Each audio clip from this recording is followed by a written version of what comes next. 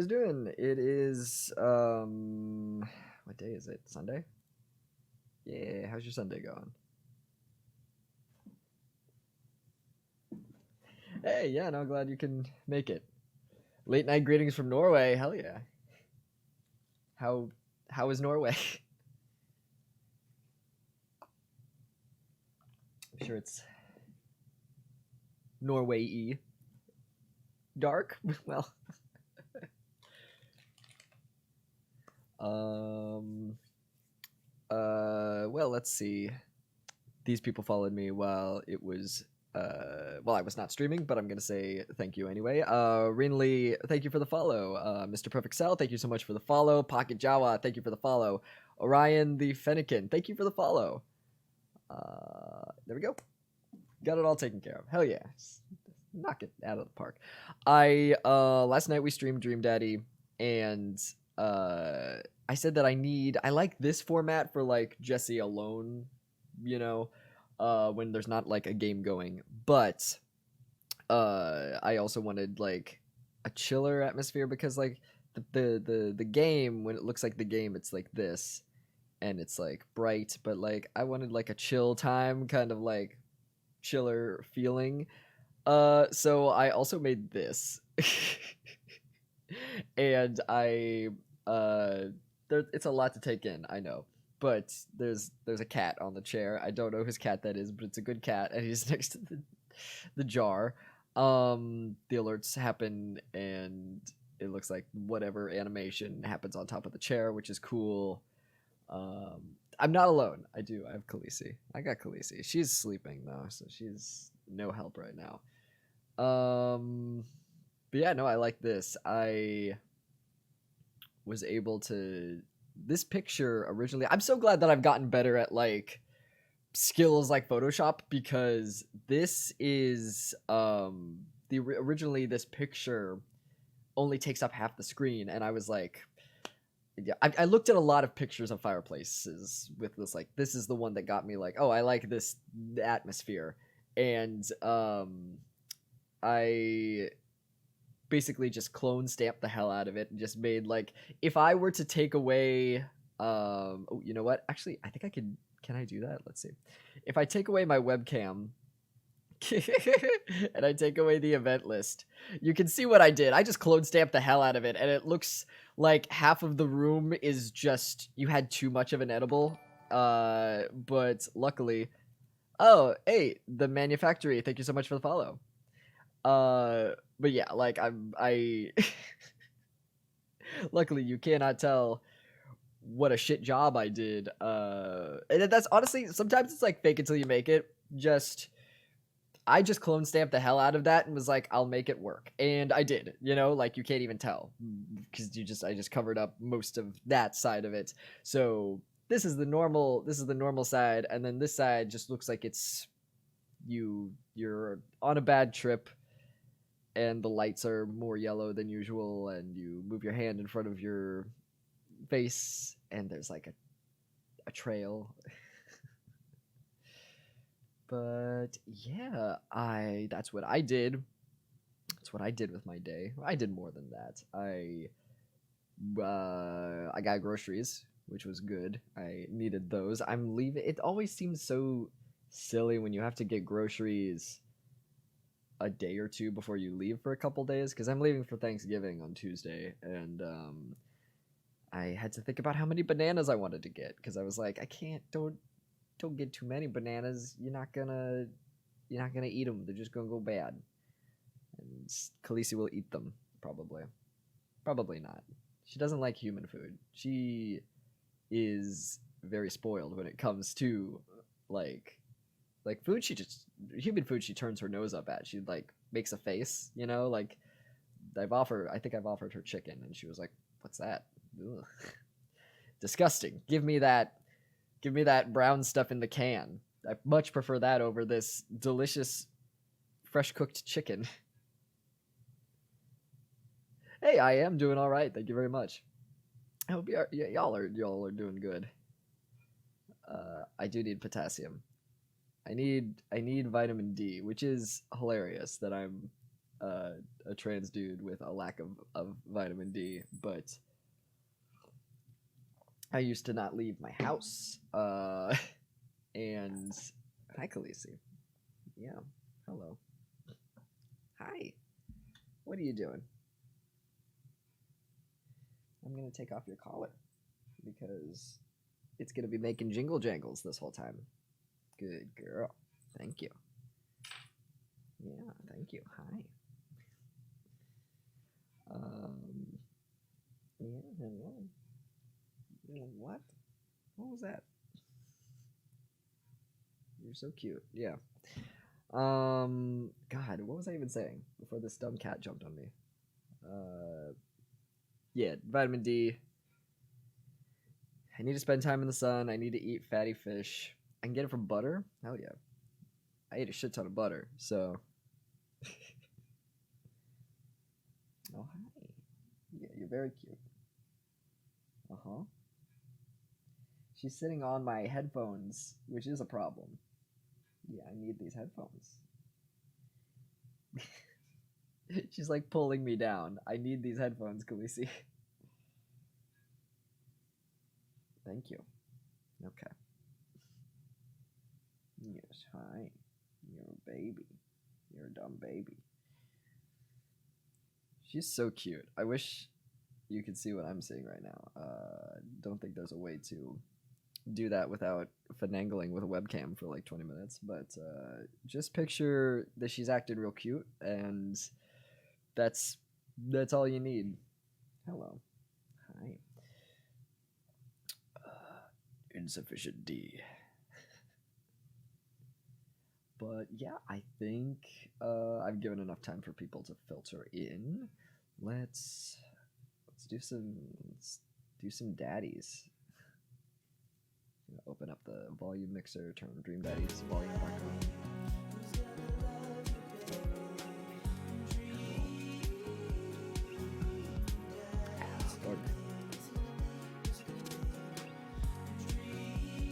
Yeah, a lot of my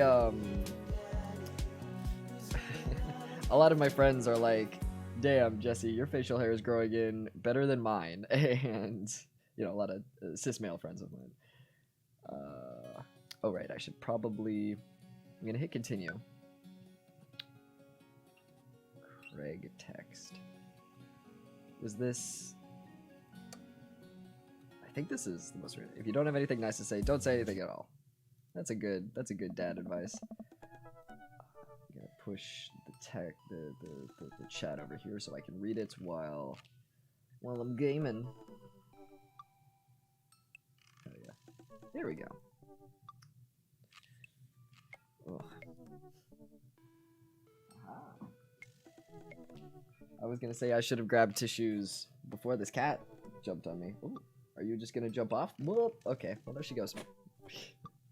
So many things just happened at once. Well, it's fine. Just gonna blow my nose real quick, pardon me. If you were at my stream yesterday, my nose is infinitely better. I am not sniffly anymore. Which is dope, because that fucking sucks when you're voicing things. Let me just take a look, make sure everything is good. Yeah. Alright, everything looks good. Let me tilt this up a little more. Yeah. Yeah. Tight. Okay. Let's do it. I'm very fortunate because my hair is the length where I can just exist and it looks good. Once it gets too long, I have to start doing shit to it. Yeah, like just we're in the part of the season where colds are happening, and I hate it. Okay, let's do it. I wake up to a text from an unknown number. Was Craig? Wait, who's Craig? Yes, Craig. Craig is our friend that we wanted to fucking college. Okay. He was down here, I think. Rise and shine, early bird. Still want to work out? This is Craig, by the way. Smiley face. Oh, Holy crap, it's 6 a.m. Who does 6 a.m. anymore? Without realizing it, I drift back to sleep. Oops, must have winked out. I checked my phone again. Hey bud, still want to get your swole on? I'm ready to tear up the track. Hit me up. God, the last thing I want to do right now is work out, but it is Craig. I do want to catch up. I'm not trying to fuck Craig this time. We're trying to do Matt, so let's just go back to sleep. We'll fuck Craig next, maybe. Yeah, Witch Daddy, we're trying to go after Matt, who runs the coffee shop. Why does this game make you aim to bang another dad, seeing as you're a dad yourself? Well, that's the plot of the game, is that there's this cul-de-sac of horny dads that, yeah. Because dads are hot. Yeah. I mean, I don't see the appeal. I never kink shame, but I don't see the appeal. People, you know, daddy has been, someone has asked me if they can call me daddy in bed, and it's more of a, lots of people have actually, I don't know why, and it's only been after my transition. Do I put out a vibe? I don't know. But it's more of a title, it's more of like a position of like power rather than an actual dad, because I wouldn't be comfortable with that. But like dads, I don't know, I can't see the appeal. But I don't judge, you know. Father then, or padre. Yeah, I want to fuck a priest. That's what's going on. These dads are hot. All of these dads are fucking hot.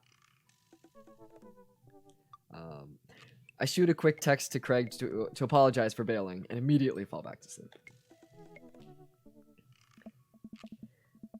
Oh man, how long was I out? What time is it? I look over at the clock. It's 3:55 p.m.? I have to be at that parent-teacher conference in 5 minutes. I jump out of bed, throw on the nearest clothes, and run out the door. Get whatever job you want, just make sure it includes, don't know. That's a pet peeve of mine when the text just goes by way too fast. I don't know what that said.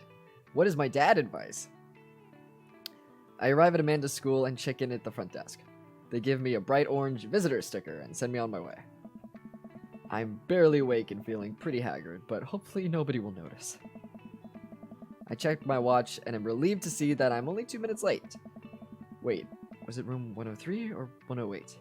I spot a youth. With a capital Y. I spot a youth standing at his locker and approach him for help. Excuse me, do you know where Mr. Vega's classroom is? Oh, I forgot. Yeah, I think that's Damien's kid. The youth turns around and looks me up and down with heavily lined eyes. Sigh. Come on, kid, I'm late for a meeting. Mr. who? Mr. Vega. I don't know. Have you tried the exit? Okay, wise guy, are you gonna help me or not? Sigh. Fine. Up those stairs and to the left. Can't miss him. I head up the stairs and walk around, unable to find Mr. Vega's class anywhere. After a couple minutes of searching, I head back downstairs.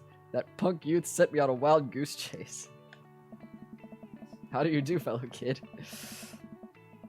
I get back to where that low-rent Gerard Way is standing, fully ready to give him a piece of my mind, when suddenly a head pops out of the classroom next to his locker. Hmm? Oh boy, another dad I have to voice. Oh god. I don't know enough about his personality, because that's the thing, it's just like, it's a good challenge just popping these characters in and just trying to like go with what you think without getting to know their personality, but like, oh, I don't know. He's intelligent. I think it'll just happen when it happens. Let's just start with something and then it'll develop into a different voice. Because sometimes you just have to do with that. Like in voiceover, there's been so many roles where I've just fake it till you make it. Like I was saying before, you just go for it, and then eventually it turns into a different voice once you get to know the character better. Lucien, don't... Lucien? Lucien? Lucien. Lucien. Let's just go with Lucien. We won't see him for long. I'm not romancing Damien. Lucien, don't you have a third period to get to? Sigh. Fine, Mr. Vega. Wow. Now I'm officially 10 minutes late. I glare at him as he walks away. We're not cool. You must be Jesse. This period's almost over. Would you mind waiting in the back? Mr. Vega leads me in and I take a seat in one of the comically small students' desks in the back. I might get stuck in this. Alright, where were we? Now, who can tell me about the unreliability of the narrator in J.D. Salinger's Catcher in the Rye? Ooh! I would love to talk about the unreliability of the narrator in J.D. Salinger's Catcher in the Rye. But this is not... I'm not in high school anymore. I'm such a nerd. What the fuck was that? English major. Yes, Colin. Colin stands up and does the thing where he blows into the crook of his elbow to make a fart noise. The whole class erupts in laughter. I love teenagers. Alright, everybody. Very funny, Colin. Please sit down. Now, Holden Caulfield is an unreliable narrator in the sense that the bell for the end of the period rings. What? Were we just... That seems like the beginning of a class. That doesn't seem like, that doesn't seem like a discussion that... I feel like that's like an overdone trope, where they start talking about a thing and then the class ends and you're like, weren't they looking at the bell? Jesse, will you be my dad? In all caps? Yes, I'm everyone's dad. I'm everyone's dad in the whole world.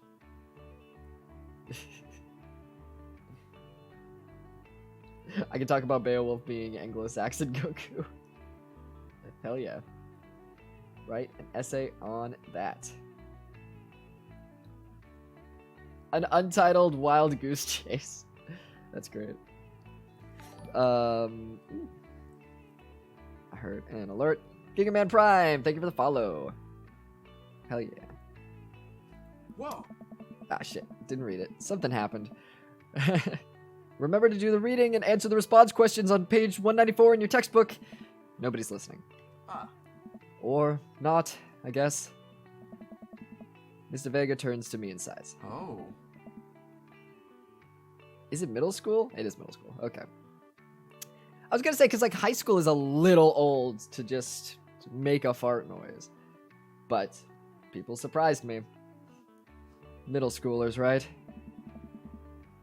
Don't you teach high schoolers? I don't know. Oh, maybe it's both. Yeah. Both. You know. Budget cuts. Right. Thanks so much for coming in. Oh, God. I hate that both of our voices are so similar. I guess I can develop Hugo's voice more when I go to romance him, but, like, that bugs me. I'll think of something later. No. Let's think of something now. Let's workshop this. Because also, like, it's different because I'm still getting used to my lower range.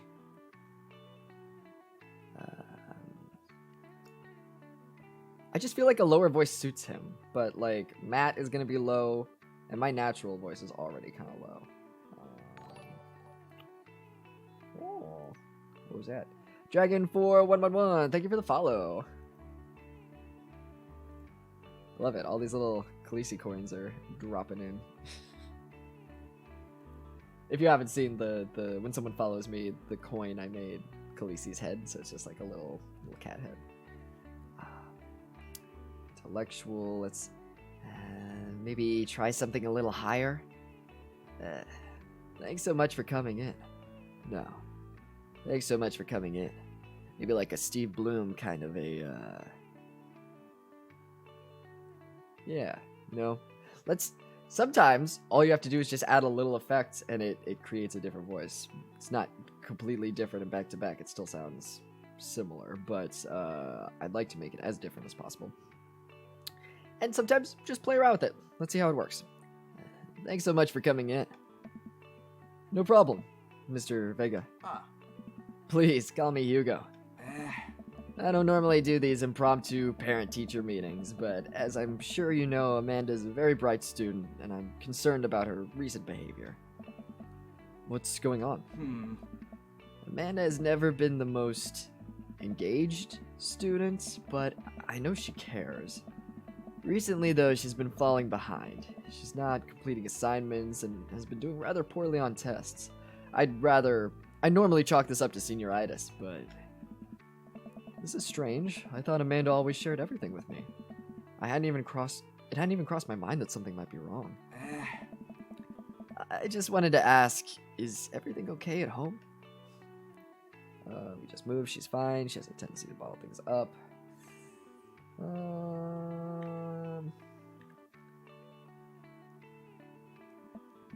Well, we just moved recently, but it was only to the other side of town, and Amanda was more excited about it than I was. Oh.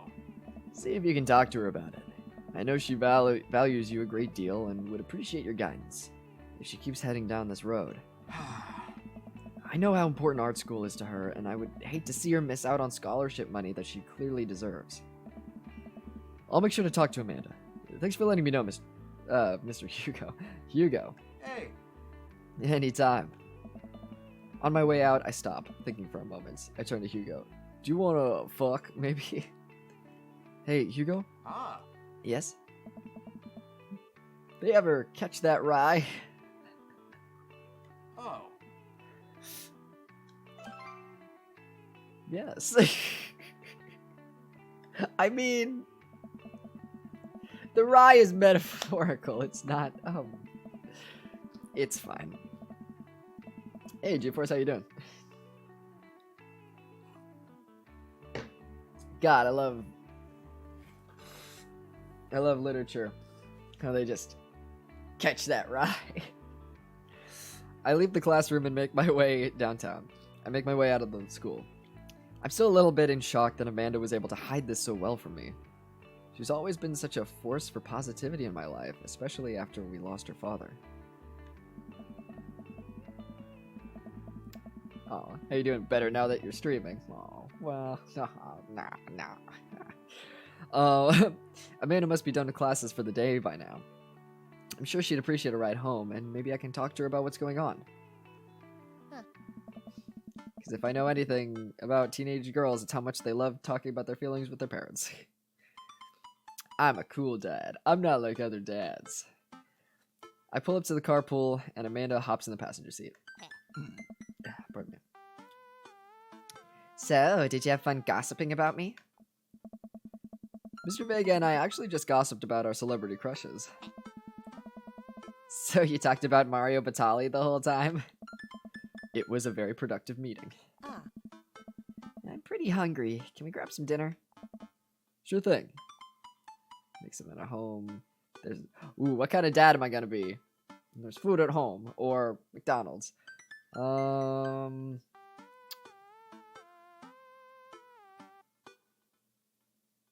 make something at home. Cool. I think with our powers combined, we could throw together a gourmet meal worthy of the Food Channel. I don't know about that, but I can promise you it will at least be edible. Hey. That's the spirit. We drive in silence for a short while. Amanda plays a game on her phone. I should say something.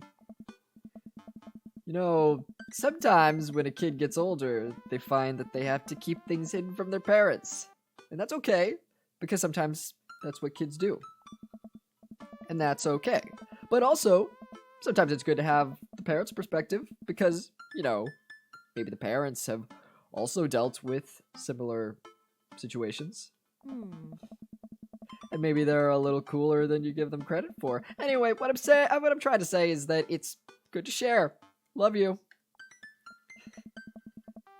Have you been reading my tweets? You have a Twitter? What? Never mind. Look, sweetie, Mr. Vega said you haven't been participating in class and that you're not turning things in. Oh, I'm fine, Pops. Senioritis and all that. I thought you liked Mr. Vega's class. It's fine. He's fine. We pull up to a stoplight and I eye Amanda. She's still texting. I want you to know that you can talk to me about anything. Aww. Uh-huh. I can tell that whatever it is, she doesn't want me knowing about it. That's frustrating.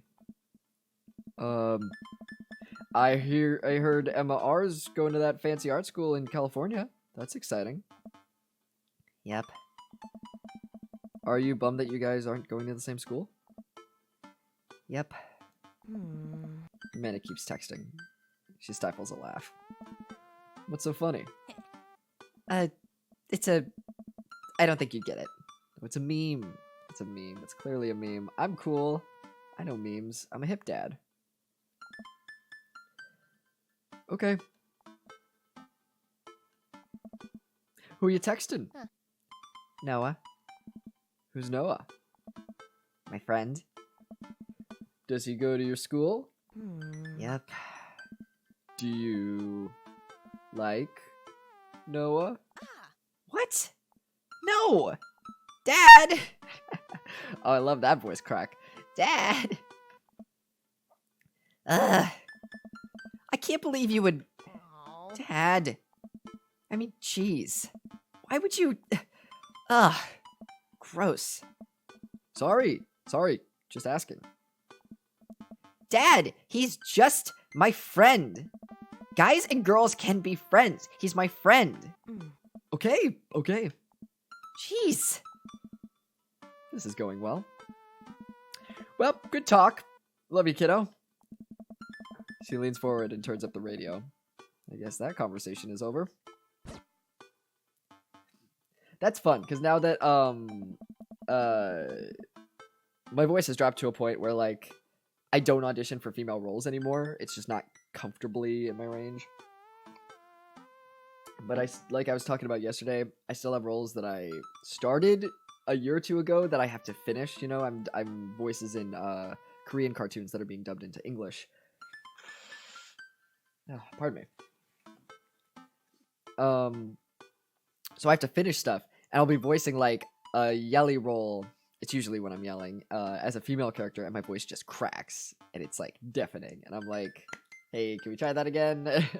And luckily they've been very patient, but it's very funny when that happens, because I'm in the role, I'm focusing, I'm playing a female character, and then all of a sudden it just snaps, and I'm like, whoop, oh, I forgot. Yes, it's very weird. Amanda and I get back home and start cooking some dinner. Boy, that's relatable. Yeah. Puberty is fun. I found this artisanal. I don't know how I've heard it both ways. I found this artisanal mac and cheese recipe online that I've been dying to try. Artisanal? There's 2 ingredients to mac and cheese. Mac and then cheese. Dad, please try and enjoy the finer things in life. I think you of all people should be able to appreciate what one can do with cheese. Plus, it has bacon in it. Aren't we as a society collectively over bacon? Bacon never stopped being good. It just has a PR problem. Which I agree. I think bacon is good, but I feel like it's got the like XD random treatment where like dudes were just fucking obsessed with bacon and like, you know. Can I still do Vinyl's voice? Not really. People have asked me to, and it just kind of sounds like there's an effect on my voice. Oh, hi, sweetie. Please don't step on my headphones, because I need them. Wow. Don't press my keys. Hello. I need to press the enter key, Khaleesi. Why are you covered in dust? Where were you? Let me see. Okay. Press the keys. No, don't press the keys. Khaleesi. Oh, thank you. Oh, you're very sweet. Yeah, she's giving me a little hug. Yes. You're a little baby. I wonder if you guys can see her. No, you can't. Well, she's being real cute. We get to work on the recipe.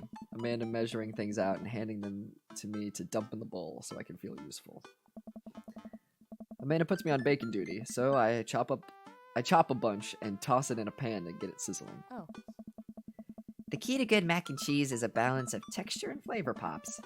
Not only are we gonna want the fullness of the cheese and bacon, but we also need to counterbalance it with the crunchy mouthfeel of breadcrumbs. Let's check on the bacon. Still pink and rubbery. I give the pieces a little stir.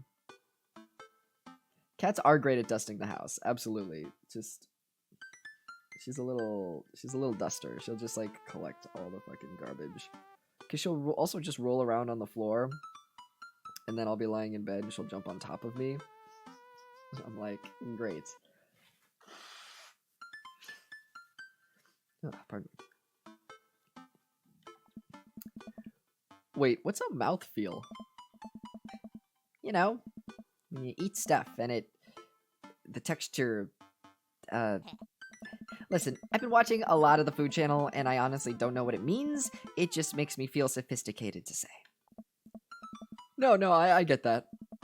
Every time I watch that channel, I just feel in order. Hungry, jealous, insecure about my cooking ability, and then hungry again. I like that, like, our daughter clearly has a lot of our personality. You know, like, she's quick-witted, and they're having a conversation and joking with each other as if she's, like, an adult. And normally I'd be like, unrealistic, but I'm fine with it, because Amanda, they've discussed how smart Amanda is, and also, if you're just being raised by us as a dad, and we are, you know, our dialogue is funny and stuff, so, oh, hi, Cozy. But, yeah, I'm cool with it. It's cute. I like the mouthfeel of that sentence. Oh my god. Amanda, mouthfeel isn't just about food, it's also about words that are fun to say. Gregarious. Ooh. Should I check on the bacon? Boisterous, I like boisterous. Cattywampus.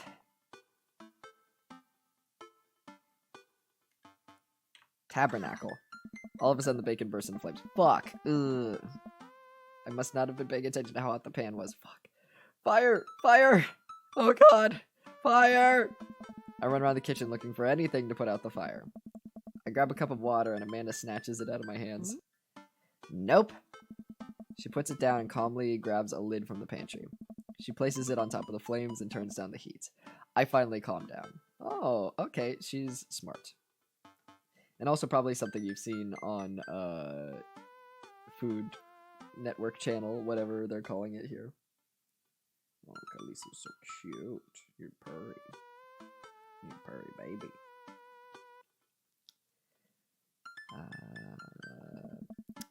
Did I almost just burn down our brand new house because I was too busy saying silly words? Oh, I think I pointed this out the first time I played this, but what the fuck do we do for a living? Was our husband, like, absorbently rich? And then died and left us a bunch of, like, money? Because, like, also, they talked about Amanda getting scholarship money. So, if we were well off, I don't know. Maybe we're, I don't know. What could we possibly do for a living? Maybe they keep it, you know, vague for a reason. Indubitably. Cool. Who wants takeout? I wonder what happens if you, like, don't burn the food. Amanda and I order some Chinese food and eat it on the couch of our new living room. She flips on the TV. Oh, cool. Long Haul Ice Road Paranormal Ghost Truckers is on. Your favorite, right? Oh, hell yes. They have to make it over the Canadian tundra before the ice road melts, but also they're hunting ghosts. Also, the trucks are haunted. This is an episode I've already seen, but it's one of the best. Callum and Flint Dogbone, the twin brother truck driving and ghost hunting duo, find themselves in the greatest peril yet. Oh no, the ghost done got control of the truck. I can't steer on them there damn ice roads. Let me use this EVP meter to try and communicate with the spirits. Flint, we're about to die. I almost got it. If you listen carefully, it sounds like it's saying, you're going to die. Khaleesi did not like my ice road truckers voices because she just jumped right off. That's because we're about to die, you... This is art. The episode ends and Amanda excuses herself to go and start arguments on the internet. She's going to fight turfs. I love our daughter. I stay up a little longer, curious about the exploits of Callum and Flint's Dogbone after their disastrous ice road incident. Afterward, I crawl into bed and get a good night's sleep. Trust no one. Ooh, that's a really good dad tip.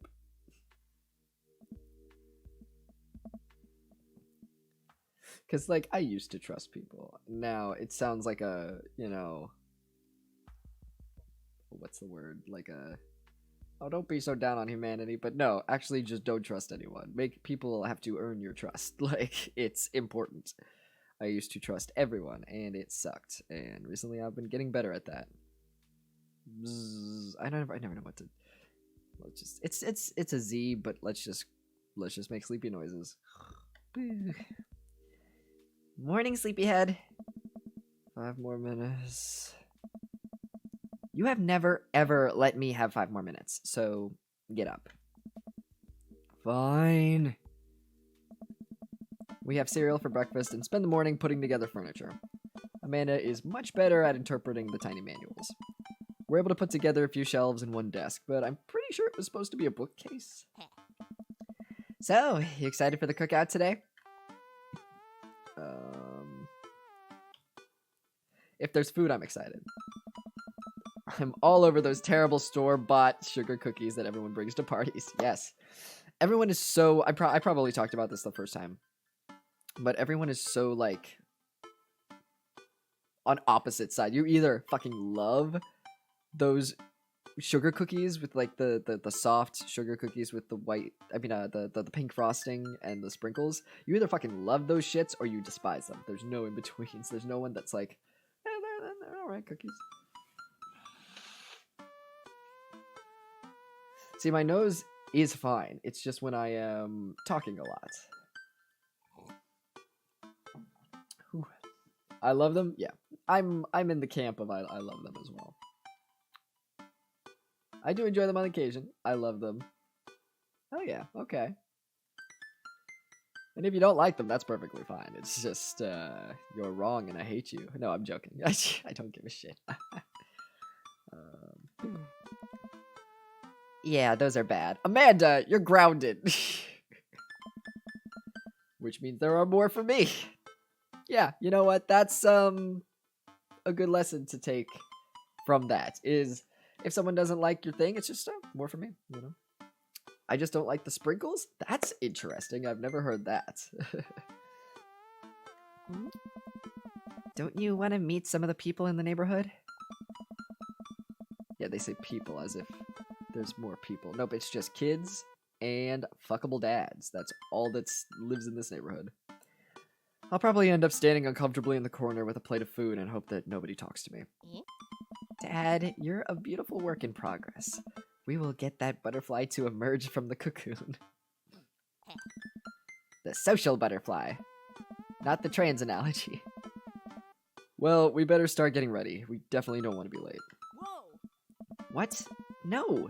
We have to be fashionably late. Who shows up to a cookout on time? You know what? We're going early, just because you said that. I head out the door and Amanda reluctantly follows. We walk across the street to Joseph's house with a store-bought veggie plate. We didn't want to risk burning down the house again. Veggie plate. Really more of what I find when people bring cookies is snickerdoodles. Really? I just have not... I've never seen anyone bring snickerdoodles to a party. It might be a regional thing. Yay, you're back again. I am. It's your boy. Back at it again with the fucking dads. Yes, that is a double meaning. I guess we're not as early as we thought we were. Joseph's backyard is already packed with people, and the smell of hot dogs wafts through the air. Well, that's the thing, is they all had an orgy beforehand. We just weren't invited because we're new, which is fair. Small children run through a sprinkler, and adults chat in small clusters.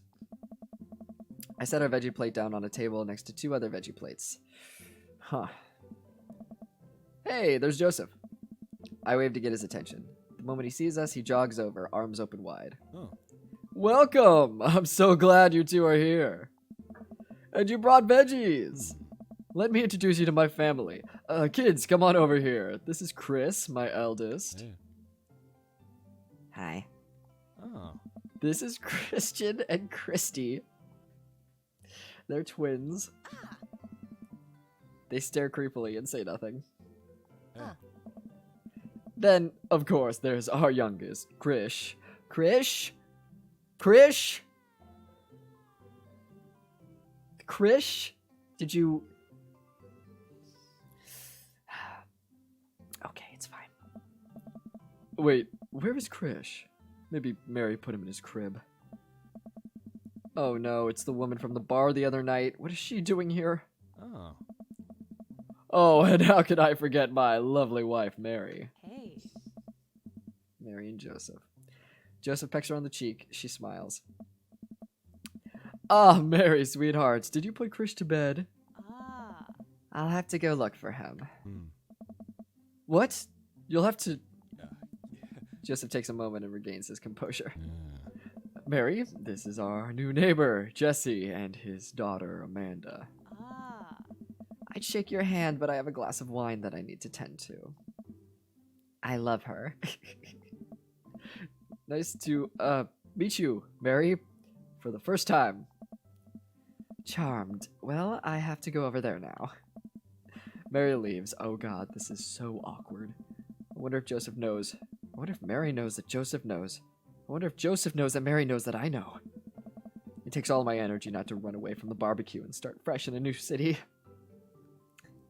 Yeah, he definitely ran out of names.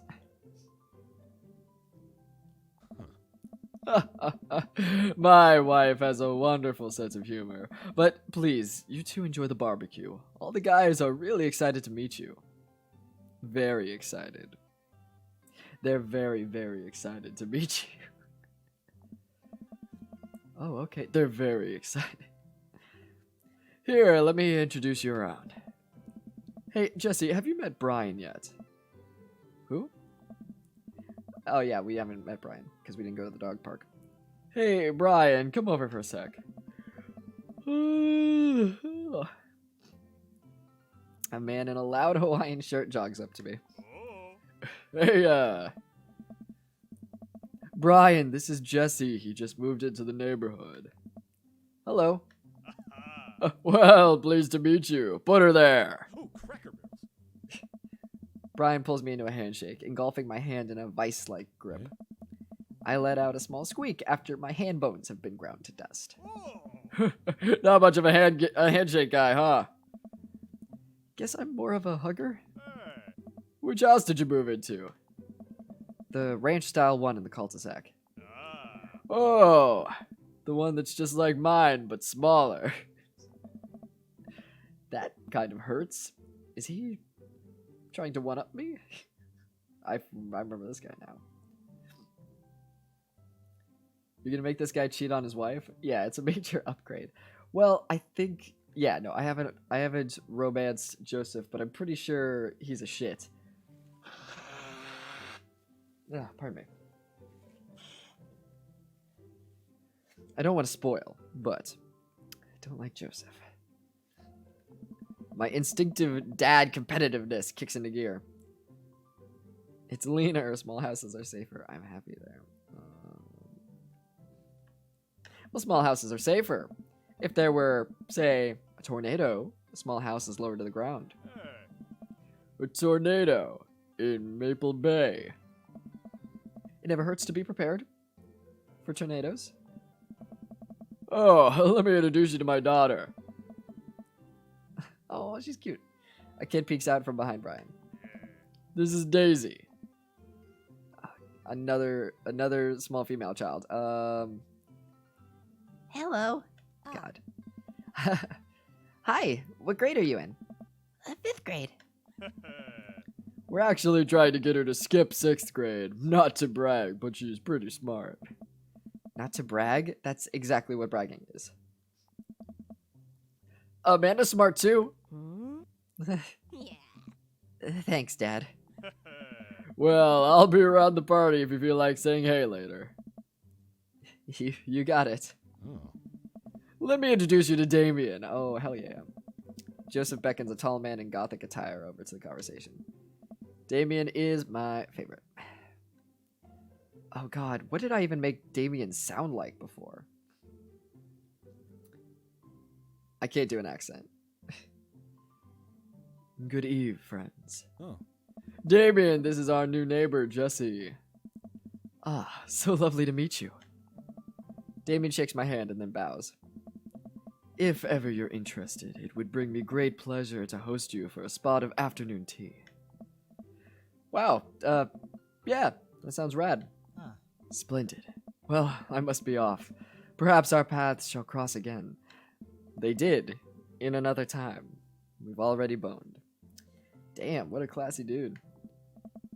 Wow, I think I've actually met everybody else. Great! I bet you're excited to get to know everyone better. Hope you both enjoy yourselves. Amanda and I mill around and try some of the food spread out on the table. I pick at some deviled eggs. Amanda grabs a small paper plate and immediately begins piling it with baked goods. I don't want to have to make friends. Ugh. Come on, Dad. Who are you gonna party with when I go off to school? But I don't want to have to do pleasantries. Hmm.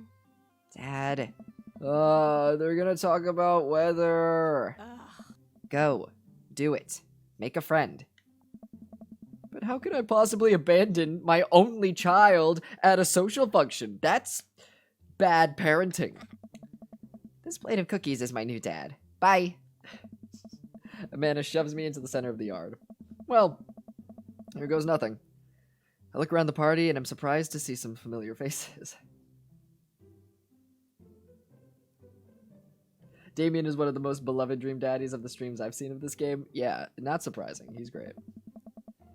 Isn't that the barista from the Coffee Spoon? Oh, hell yeah. Yup. Didn't I meet that guy at the bar?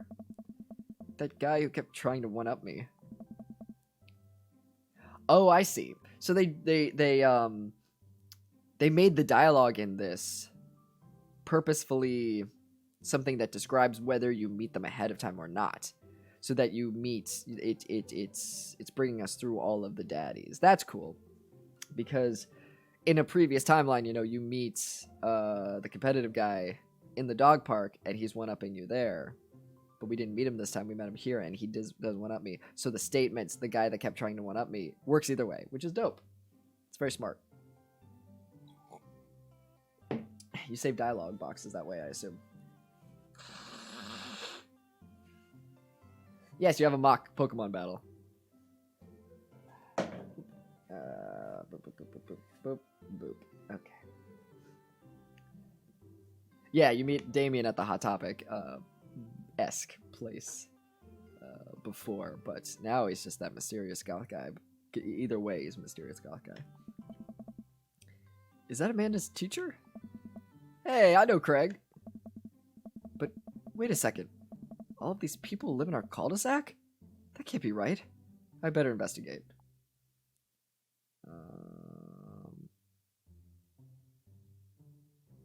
Let's just go in order. I glance across the yard and notice Robert and Brian chatting over drinks. Man, I don't think I want to deal with being one-up by Brian or whatever happened with Robert last night. Oh no, they caught me staring. Oh no, Brian's waving me over. Shoot. I flash a smile and walk over to them. Hey, guys. Hey. Jesse! How the heck are ya? Settling into the neighborhood all right? Oh, you betcha. Got the living room in order at least. Ah. That's great to hear. I've been doing some living room work as well. Finally got the 50-inch in there. The game looks great in high def. Oh boy. Jesse, have you met Robert yet? Yeah, we almost fucked last night. Yeah, we've met. Robert regards me over his whiskey. Good seeing you again. Hey. We were just talking about my most recent camping trip. Spent a night out in the woods with Daisy and Maxwell. She's definitely an outdoorsy one. Even caught her first fish. It's good to see you taking your daughter out like that. I bet she loved it. Hey. And it's great that she loves the outdoors. Mine loves being inside. Well. Brian raises his eyebrows at me. Being inside, making art. She won a local competition for that art. Yup. Did I put it on too strongly? Robert stares at me blankly for a second. There. Anyway, I haven't gone camping in years. Not since the last time. Same here. Well, things change once you have Wait, what happened the last time? Hey. Robert takes a long sip of whiskey. Well, old Johnny Boy and me, we're out in the back country. Johnny Boy's a strong kid. Met him in my army days. Comes from Kansas. They build him tougher out there. Anyway, things go south pretty quick. Johnny Boy breaks his ankle when the rope bridge snaps. You could see the bone popping out through the skin. Johnny Boy's screaming now, crying for his mama. Losing blood. We're 2 days out from the next living soul, and here I am with my dear friend bleeding out in front of me. I'm able to dress the wound, but now I got a fireman carry a 6-foot, 180-pound man over some of the toughest terrain I've ever been in. I won't lie to you. There were moments during those 2 days when I thought about leaving old Johnny Boy. But you build a bond with your brothers in arms, and that bond never breaks. I got that boy back to civilization, but I lost some of me out there. A3 Radio, thank you very much for the follow. Or Air Radio? Whichever it is, thank you for the follow. I guess that's camping for you. I love voicing Robert. Honestly, I might go through and romance all of the dads just to like see what happens, because also you know, Dream Daddy I recorded like years ago, so it's like pre-transition, so I might as well try voicing all the dads with my new voice. I think that'd be cool. Brian and I stare in disbelief. Robert takes another long sip of whiskey. Hey. I'm just kidding. My friend John and I went inner tubing down a river and he lost a flip-flop. Miss that kid. Brian and I laugh nervously. Or am I kidding? Well. Brian and I tense up again. Hey. I'm kidding. Oh. Phew. That's great. Amanda and Daisy barrel up to us laughing. Daisy's holding a paper plate in front of her like a steering wheel. We gotta get off this haunted truck. Oh no, the ghost locked the doors. Quick, hit the emergency escape button. But trucks don't have emergency escape buttons. Aw. Then hit the brake, I guess, and then we'll get out of the truck. The imaginary truck. Anyway, we're safe from the ghosts, but how will we ever survive this Arctic tundra? Daisy, you might have to eat me. Are you prepared to do that? I'm prepared to do anything to survive. That's cold-blooded. I like that. Although, I'm not sure I have the materials required to properly cook you. You know, that reminds me of the last time I went skiing. Robert! Wait a second. Are you guys playing Long Haul Ice Road Paranormal Ghost Truckers? Yeah. Amanda and I love that show. It's the best! Especially that episode where Callum hides Flint's keys and Flint retaliates by breaking an ancient cursed urn and sending the spirit after him. Yeah, it's such quality reality television. I would watch the shit out of this show. I don't watch a whole lot of television, but I do enjoy that show. That and war documentaries. Does not surprise me. All right, Daisy, I found us a couple of bugs. They're gonna make a great meal. Lots of protein. Gonna keep us from starving out here in this harsh, icy wasteland. There's like food. We're here at a party. Just eat that food. I was about to say, and I already did say, But there's a whole table of food right over there. Daisy, it's a game. We're playing pretend. It's what kids do. Live a little.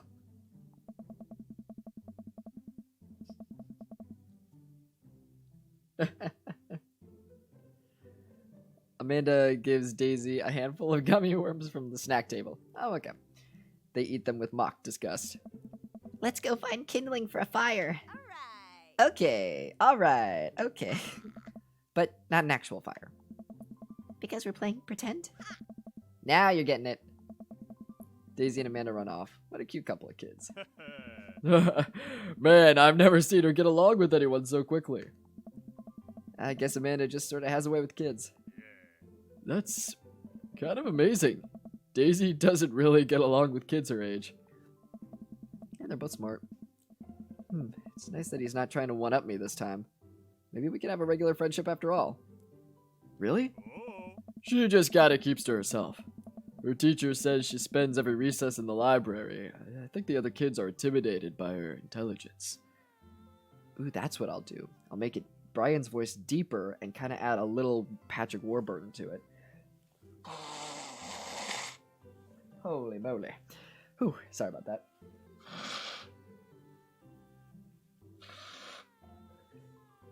My nose is trying to kill me. Bracky, hey, how you doing, bud? I'm doing super. It's awesome to see ya. I already said this dialogue. There it is. I wouldn't worry about it too much. Amanda was shy at Daisy's age too. She used to have a habit of crawling under tables and crying every time we took her to a restaurant. She bit people too. Oh, kids, right? Gotta love them. You're required to by law. I hear that. Well, since they're getting along so well, maybe we should try to put together a little play date for them. They do seem to get along really well, but the thought of continually hearing about all of Brian's accomplishments is rough. Yeah, that'd be nice. Saying 24675, thank you for the follow.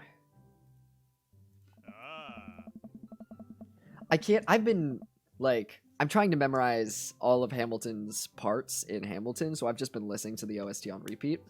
And I cannot hear "that would be nice" without saying "that would be nice" in Aaron Burr,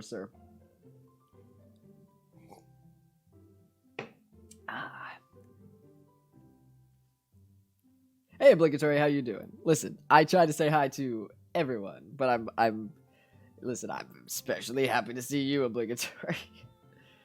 Where was I? Oh, yeah. Well, I don't want to take up too much of your time. Go meet some of the other fellas, cause you're all gonna fuck. Matt and Hugo seem to be embroiled in an intense discussion. Craig looks on, smiling politely. I walk over to say hello. Yeah, the group of these guys, I don't know, those Matt and Hugo are probably having like an intelligent conversation, and Craig's just like, "You want to see how many push-ups I can do? Hell yeah." Hey, Secretly the Devil, thanks for the BS. Ugh, pardon me. Well, I don't think it's fair to try and compare two art movements like that.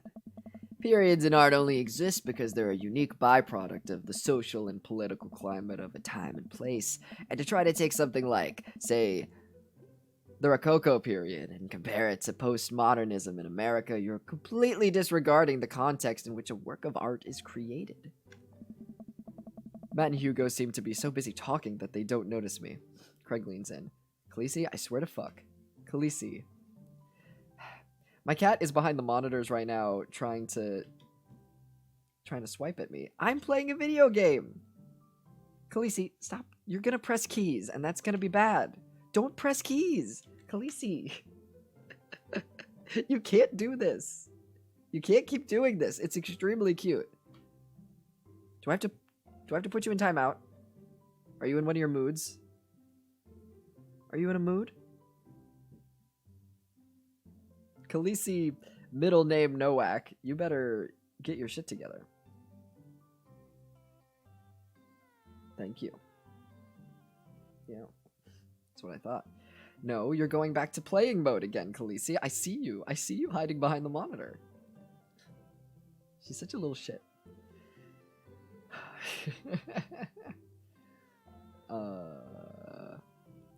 Oh, I'm especially happy to see you too, Nowacking. I'm grinning ear to ear. I've missed you, dude. Well, it's very sweet. Thank you. I am a real daddy. Put that pussy inside my mouth. That's Khaleesi. I see you, Khaleesi. Script Daddy, thank you for the sub. Hell yeah. Hold on. I gotta put my cat. Hold on. She's being a shit. Hey, sweetie. I see you. I see you. You're running. You're running away from me. You little shit. You're back here.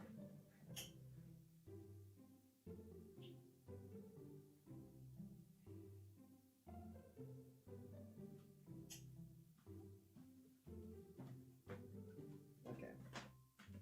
Yeah. Say hi. You want to say hi? You're going in timeout because you're being a little shit. Thank you.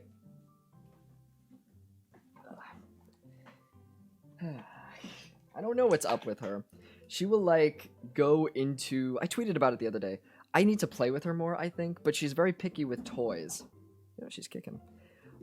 She'll go into like this weird berserker mode where she will get into play mode and then she will not stop trying, like just freaking out unless I put her in a cage or spray with water. And I don't want to spray her with water, so I'm just going to put her in timeout for a little bit. Oopsie doodle. Hey, there we go. I unplugged my my headphones for a second. Yeah, so I put her in there because otherwise it's only been me that she does this with, but she will like she goes into this mode where she just like stares intensely and I can tell that she's in this mode and she'll just like slowly walk towards me and she'll like bite the shit out of me like for no reason, and it's only been me. She's never ever attacked anyone else and I don't know why. She scraped up my arm the other day and she like fucked up my face, but she's a little angel the rest of the time. Don't know what's fucking up with that, but I love her. She's just a piece of shit sometimes.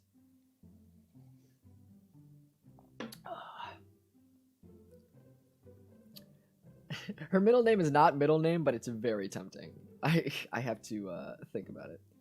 Oh, Script Daddy, thank you for the sub. I really appreciate it. Hell yeah.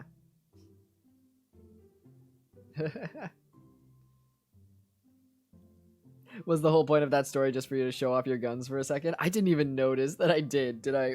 Was it this? When I did this? Listen, if I want to show off my guns... Hold on. I've been feeling real good about myself, okay? You know what? If I want to show off my guns, I do not need to make an excuse. I'll just fucking do it. Yeah, no, things have been dope. I've been consistently working out and I feel incredible. And working out has like helped all of my other health conditions as well. Like my fainting condition has been better. I'm gonna do a video. I have a series called Pink Blue that I started recently on my channel where I talk about queer stuff. And one of the videos that I'm going to make next is about all the things that tea has improved for me. And it's basically all of my health conditions have just been instantly made better. And some of the things we anticipated and some we didn't. And that's one of them is my fainting condition has gotten a lot better because, here. I told the crowd last night, because I had it written down, because I talked to my doctor about it, and I was like, hey, my fainting condition is better, and I don't know why. Like, is that from the tea? Because it only started getting better after I started tea. And apparently, more muscles is better for insulin sensitivity and better blood sugar control. So, because I'm able to, tea allows you to regain muscles and gain muscles easier. And because I'm gaining muscles, my dumb body is learning to fucking exist, which is fucking dope. Damn, U.S. military wishes they had that much power talk about a gun show. I was a wimp before, but thanks to Anchor Arms, now I feel like a jerk. Everyone loves me. I made a video with that the other day, actually. Just a little Twitter video. Yeah, it's very cool. Science is dope. But don't tell anyone I said that. I'm cool. I'm not a nerd. Even though 20 minutes ago I was like, ooh, yeah, let's talk about Catcher in the Rye.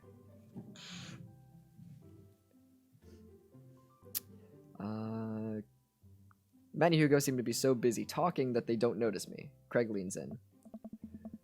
Dude, I have no idea what's happening. Talk to Craig, listen in on Matt and Hugo. You know what? We're trying to romance Matt, so let's talk to him. Oh. That kind of comparison just eliminates the reason art movements are so important in the first place. You're not wrong, but I think there's no harm comparing one's work of art to another. You could definitely say one painting is better than another if you're evaluating technical skill from a purely formalist standpoint. If I showed you a Matisse and then something by the Dutch masters, which one would you say shows more technical prowess? I am so lost right now. I should have worried glance over to Craig, who returns it. I don't know. Well, sure, you could say that the Dutch masters were technically more skilled, but I would argue that while the Dutch masters were better painters, Matisse had better paintings overall. I have no idea what you guys are talking about. Well, that's pretty subjective. Art is dead. Ooh. What's going to impress Matt? What can I fucking say? And it's one of those things where if you're looking to impress someone, so you want to say something meaningful, but you also don't want to say something overreaching, overimpressing, you know? I don't want to seem like I know more than I do. And if I say, well, that's pretty subjective, that could be an indicator of like, oh, talk to me about art. I'm smart. But I clearly have no idea what I'm fucking talking about. Let's try...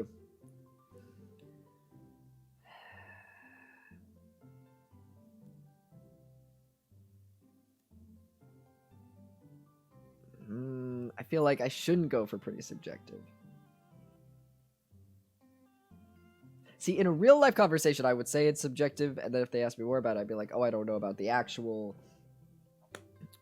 subject. I'm just talking about, I'm generalizing. Let's try Art is Dead. Let's do it. Listen, you guys can navel gaze all you want about art and periods, but real art died long before we were ever born. Before the original masters picked up their brushes, before Prometheus received fire from the gods. Everything we do on this planet is born of a fear of death. Art is just a way for humans to try to live forever. Oh. But it doesn't matter. Nothing matters. One day it will all be dust. Everyone stares at me. Anyway. I mean, I do fully... I agree with the statements that art is just us trying to live forever. I relate a lot to Hamilton from Hamilton. And I'm going to make a video on this, but a small part of it is just that I do really believe that, like, how do you live forever? How does one live forever? You create art that evokes feelings and makes people think, and through media and through the things that we create a legacy. And like Hamilton says, what is a legacy? It's planting seeds in a garden you never get to see. You might not get to see yourself become known, or you might not get to see people enjoy your stuff while you're alive, but you gain the ability to live forever if you create things that are important to people, which is, there are so many ideas that I don't want to die with me, and that's what fuels me to keep writing and keep voicing and keep creating. And all through the musical Hamilton, there's this common thread of, how do you write like you're running out of time? Hamilton just keeps fucking writing. He's going and going and going. And it's especially important because back then people died sooner. So there was more pressure for him to just get all of his ideas out and make the changes that he needs to in society and in the Constitution before he dies. And that's kind of something that I feel, where I'm like, oh shit, I don't know what my future is like, and I don't want my stuff to die with me, you know. I'm a big perfectionist, but you know, you just got to keep going. That's what fuels me, at least. All this to say, yes, I agree with what I just said. Maybe less sad, because the Jesse in the game made it seem sad, and I don't think of it as sad. And anyway, we were just discussing the importance of context when talking about artwork. Listen, all I asked was if you liked Van Gogh or Picasso better. Hugo throws up his hands in frustration. But they represent two completely different art movements. How could I possibly choose between the thick, creamy impasto of pasta?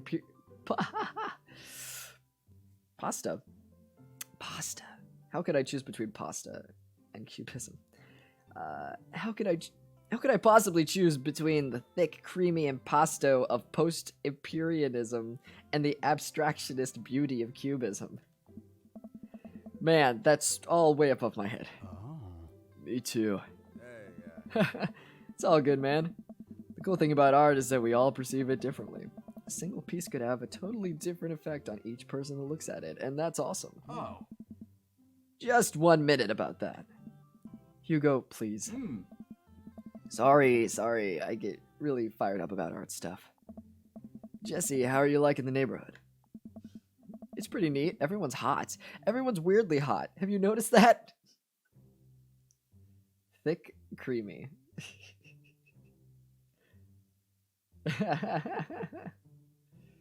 I'm all for gay sentences.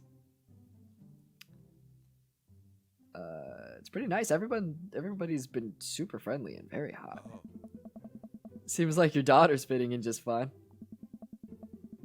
Matt points across the yard to where Amanda, Daisy, and another young girl are playing. Oh no, who's the other young girl? Is it one of the creepy twins?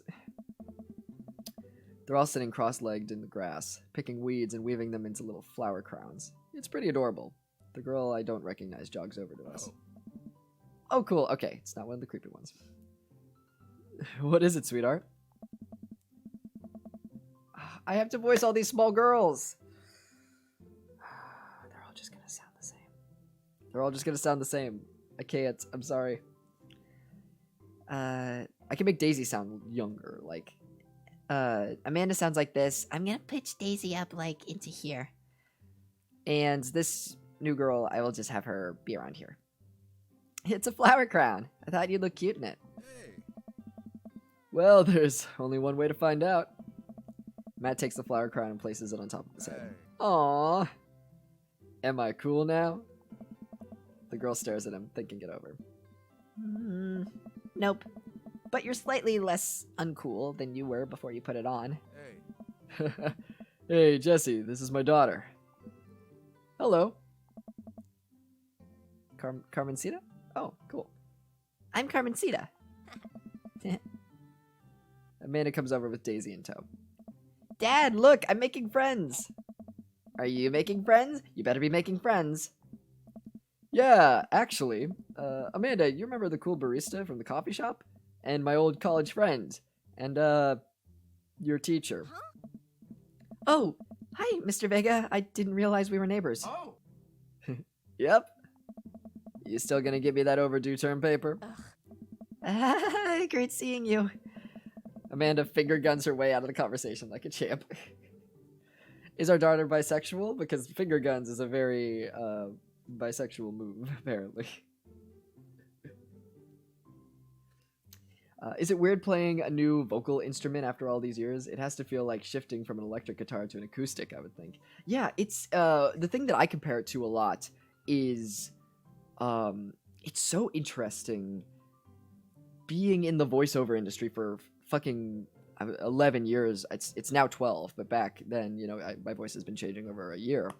And it's so crazy being in the voiceover industry and learning the tricks of the trade and how your instrument works and like all this shit and knowing stuff about the industry and then switching over to the exact opposite side of it. It's like I have all of this knowledge and I can use it and apply it to this other side, but I don't know how my instrument works. The thing that I say a lot is that it's like having a piano that you've been playing for years and you instinctively know what all of the keys do, but then all of a sudden you press a key and it's hooked up to an entirely different note. and you can't play some notes. Some notes just sound bad now, and like you have to learn. I've been playing on the upper parts of the keyboard. Now I have to go to the complete opposite side. Sometimes I will try to do a voice, and it's muscle memory, and I know how to do it, and I've been doing it for years, but now I just can't do it anymore, and that's like fucking crazy. But yeah, it's super fascinating, and I'm like, it's very exciting, you know. It's a little intimidating at first, but then once I dove in, I was like, oh, this is super fun. Because now I get to explore this whole other side of voiceover that I didn't have before. And it's like, you know, closing. I'm on one hand, I'm sad I can't voice female characters anymore, but also on the other hand, I'm kind of happy because I don't want to voice them anymore. I've done that long enough. I'm closing a chapter of my life, and I'm ready to begin another one, you know. What'll be awesome for you down the line is you could become a great vocal coach with the unique experiences you're gaining. That's totally true. Yeah, I've literally seen both sides of the both sides of the coin. I have experience in both. She learned the finger guns move from me. I'm very proud. Yes, because we are also by Pan, whatever you want to call it. She's definitely a charmer. Speaking of which, where did my son go? Sweet Manchego. Hugo looks around the party. He must finally spot him because his eyes go wide. What? Ernest! Ernest Hemingway Vega! Are you smoking? Oh. Ernest is holding a lit cigarette. Oh, I don't know what Ernest looks like. Nope. I see Ernest across the way. He casually takes a long drag of his cigarette and then flicks it into a gutter. Oh. Unbelievable. Excuse me. Hugo marches over to Ernest, and I turn my attention to Matt and Craig. Kids, right? Oh. Man, I do not envy Hugo. The last barbecue we had, Ernest tried to shove a sparkler down Joseph's pants. Nearly burned down half the yard. In the barbecue we had before that, he actually burned down half the yard. And then it spread onto my lawn and burned down half of my yard, too. Oh boy, there's Ernest. Hugo walks back over to us, practically dragging Ernest behind him. Hey everyone, sorry about that. Jesse, this is my son Ernest. Hello. Ernest looks away, sulking, his hands shoved deep in his pockets. He looks like a small version of 1/5 of the dudes I see on Grindr. Hugo nudges him impatiently. Hey. Nice to meet you, Ernest. What grade are you in? Doesn't matter. Ernest. Okay, I'm in 8th grade. God, are you happy now? I'm sure you were just dying to know. Yeah. Good for you. Can I go now? I'm tired of talking to old dudes who blame my generation for the failing economy. Ouch. Ernest. Which is true. I mean, I'm a millennial. I don't know how old Jesse is in this, but... It's weird hearing my first name in a game. Oh, is your name Ernest? Because, yeah, it's very unique. Tell him that we all become dust in the end. You'll bond with Ernest. Honestly, yeah, if Ernest was here to, like, hear my weird rants.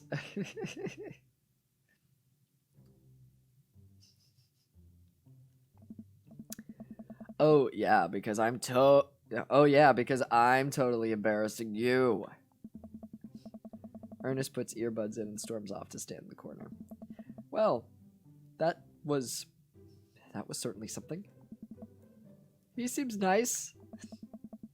Hugo puts his head in his hands and sighs. Oh. I'm so sorry. He's having a really rough time. As much as I want to be the cool dad, I have to be the authoritarian dad, and he clearly resents me for it. I mean, I think as a dad and a teacher, that's about as authoritarian as you can get.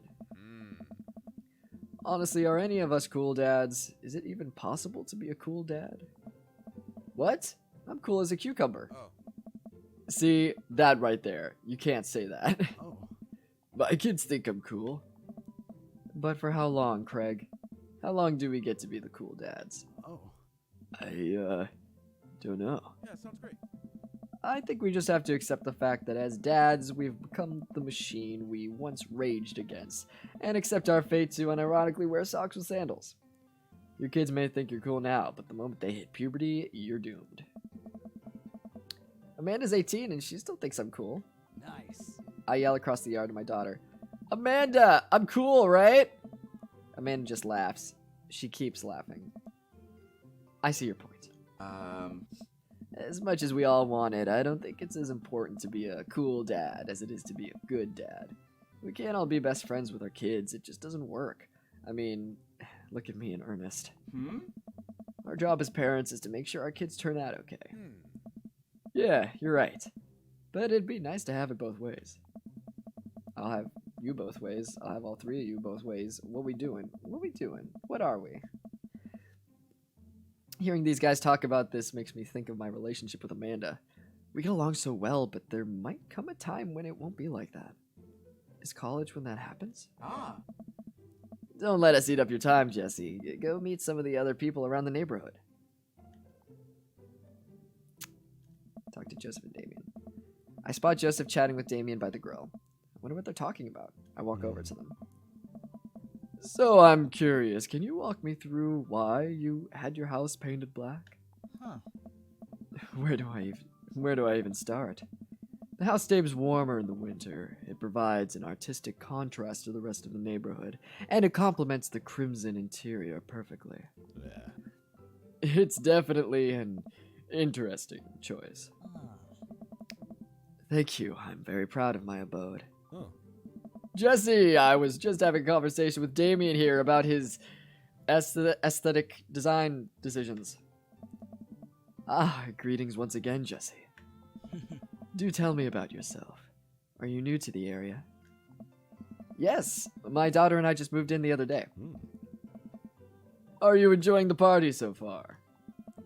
Oh, definitely. Thanks so much for putting this on. It's nice to be in a cul-de-sac where everyone's so friendly and welcoming. I've had 8 dudes touch my butt so far. Yeah. Amanda walks up to the conversation.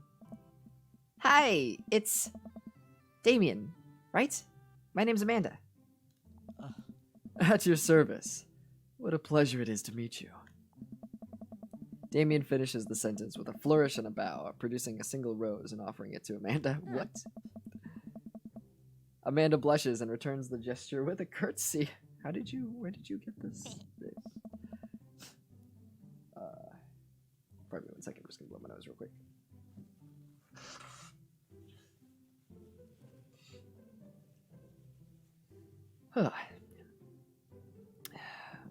My, do you know how to treat a lady? What? Oh, God. Hello, Amanda. Seemingly out of nowhere, Joseph's twin kids appear. Are they speaking in unison? Hey, won't you come play with us? Come play with us. Forever. Guys, enough with the creepy twin shtick. We've talked about this. Christian and Christy slowly back away.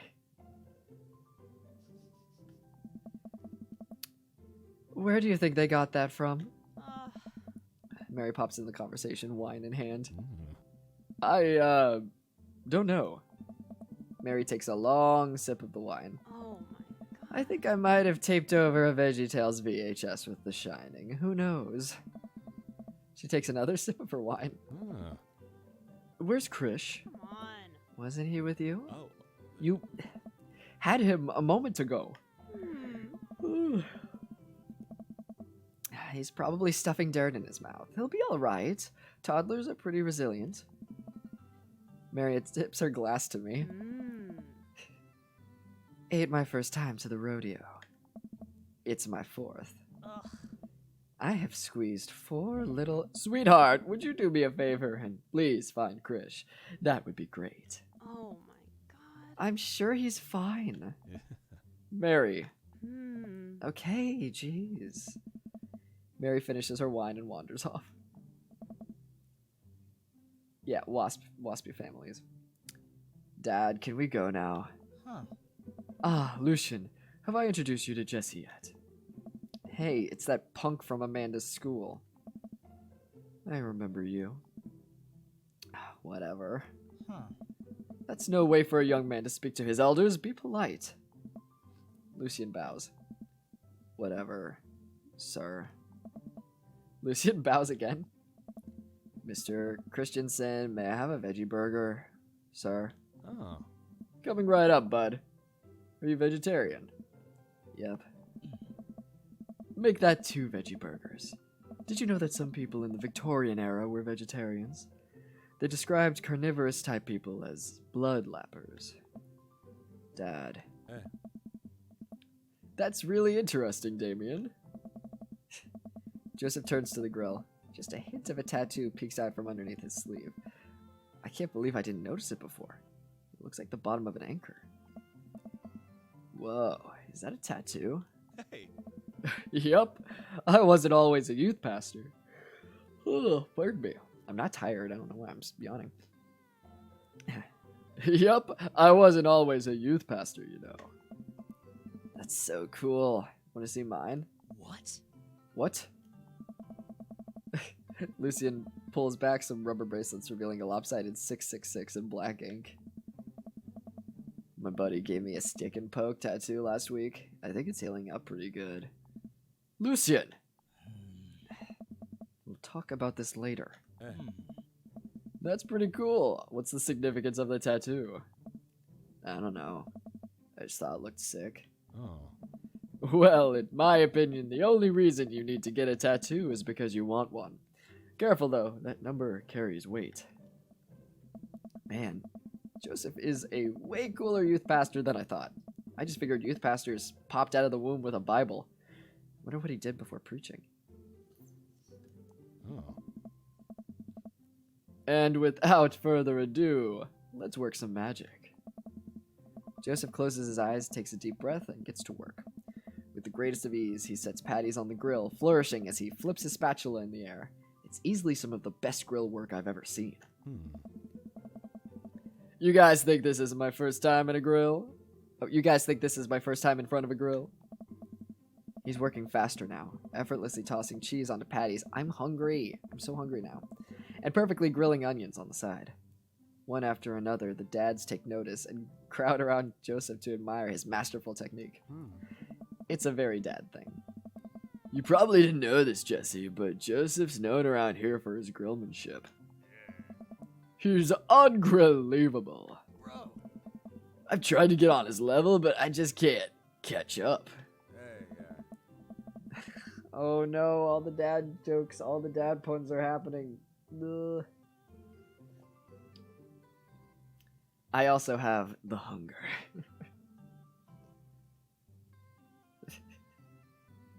Wait, your character closed their eyes but said it's the best grill work I've seen? Yeah, that's the part that's unrealistic. Not that all the dads want to fuck you. It's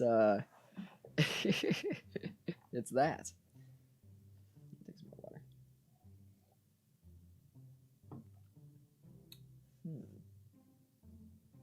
Sorry, I'm just thinking about what I'm having for dinner and I just realized something. Would you hold on a second? I think I actually need to move some meat to the fridge real quick. 1 second.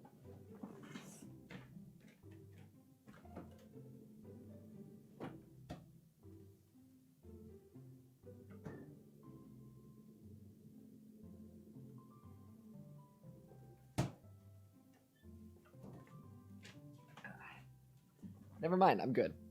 Past Jesse sometimes is smarter than future Jesse or present Jesse. Past Jesse was like, "Oh, don't worry, don't need to move any meats to the fridge from the freezer. You can have taquitos for dinner."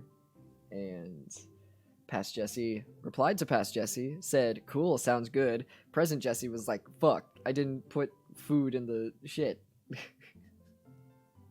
What should I be holding on to? Hold on to your buns. Because it's more puns. because of hamburgers. I'm sure someone's gonna make a bun joke, and if not, I just contributed to it.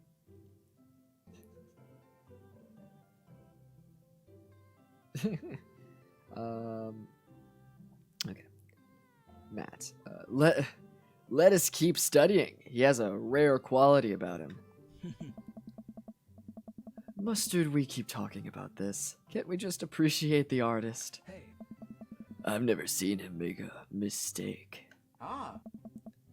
Okay, we need to stop this. This is getting too cheesy. Please stop. All of the children at the party boo the glorious display of puns in unison. Wink. They're just haters. Alright, guys, the food's ready. Please form an orderly barbecue.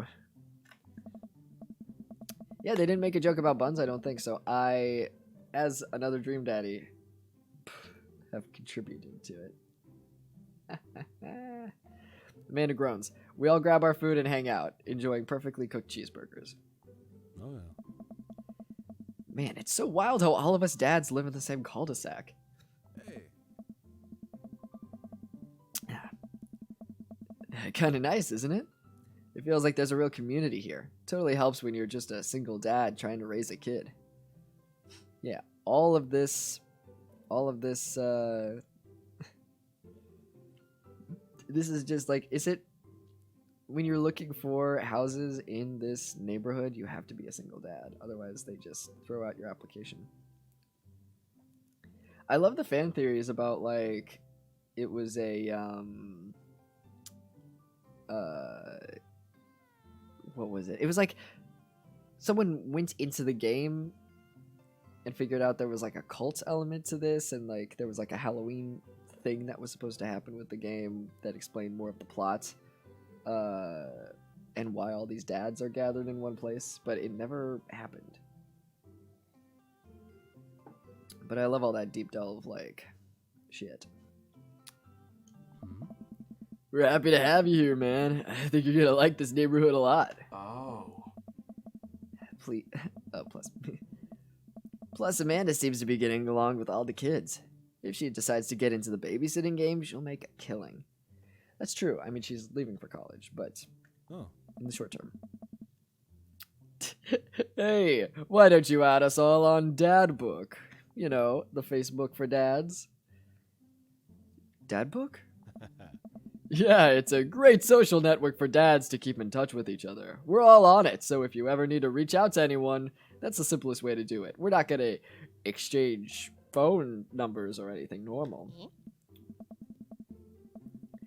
Sorry, I'm just an old-fashioned dad. Social media goes over my head sometimes. Don't worry, Pops. I'll help you figure it out. The rest of the barbecue goes smoothly. We all trade stories and drink beer as our kids play on the lawn. Amanda breaks up a fight between Carmencita and those weird twins. I think they wanted her soul. Amanda and I walk back to our place as the sun sets over the neighborhood. Pretty fun party, don't you think? I mean, I got a burger in me. I felt like I was at a networking event. Wish I could have been playing Paranormal Ice Road Truckers. You and Daisy seem like you were having a way better time than I was. Because we were. Well, hey, at least you met some other cool dads. You should hit them up on Dad Book. You should hit them up. Maybe I will, if I ever figure out how social media works. I have a good feeling about this place. Me too, Dad. Everyone needs to know how to use power tools. Which is true. I'm gonna save real quick. Amanda and I arrive home with the remnants of our veggie plate. Seems like nobody was really into the cauliflower. But maybe that's fair. Who eats the cauliflower? Any big plans for this evening? Actually, yeah, I'm going out with some friends. Oh. Is that okay? Of course. Just keep me posted. And be home before midnight. You got it. And be careful. I will. Make good choices. Of course. And call me if you need anything. Dad, you're not gonna do the thing where you wait silently for me to come home in the living room with all the lights off, are you?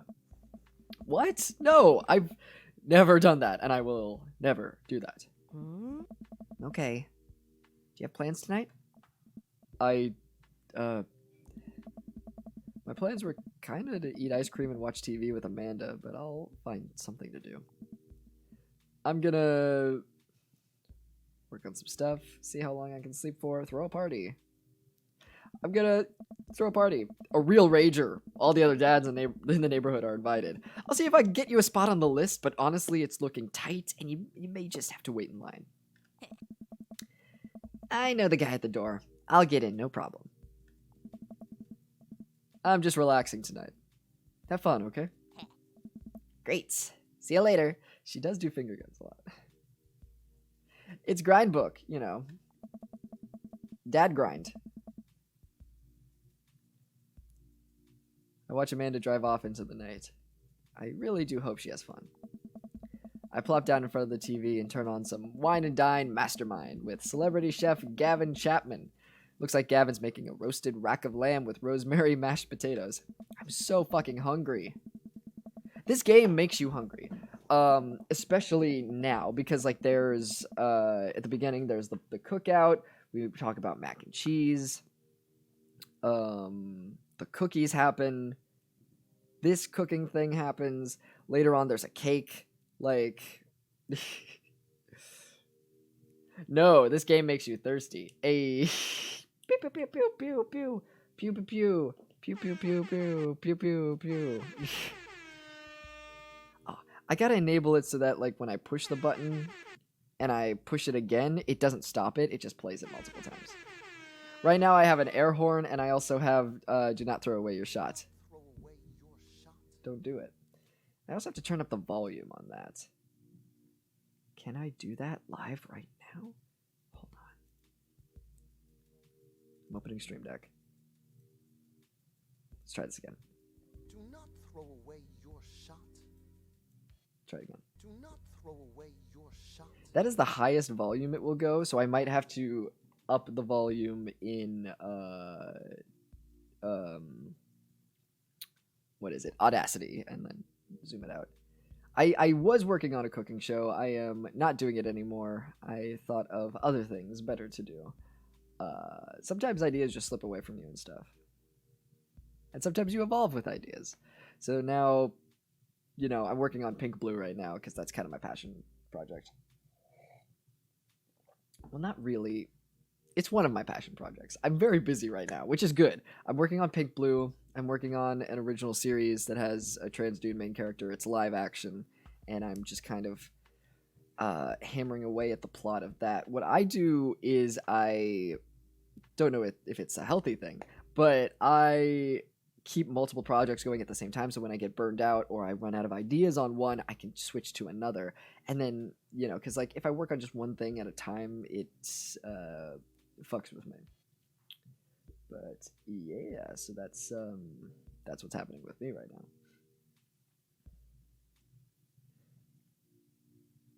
Yeah, ramen and mac. I made ramen yesterday, which was dope. It's when you can spice up ramen, and like, because like if you just make ramen with the packet of stuff that comes with it, you can burn out on that pretty fast. Yeah, I'm still in Fistmaster. I can't tell you right now, but something cool is going to be announced soon with that.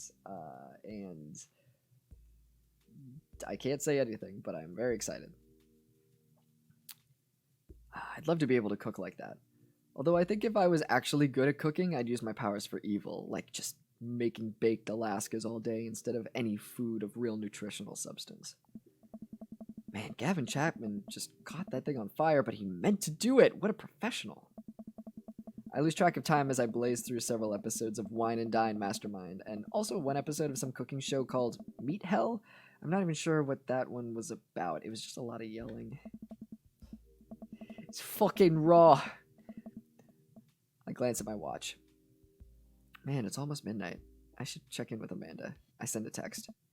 Hey kiddo, you good? I wander into the kitchen as I wait for a reply. Amanda's phone is almost always in her hand, so I'm sure she'll respond soon. Unless she's driving home now, in which case I hope she doesn't respond soon because I definitely taught her better than to text and drive. I reach into the freezer and grab an ice cream sandwich. It's a little late for this, but I think I earned it after a long day of socializing. I was gonna say, is it late for...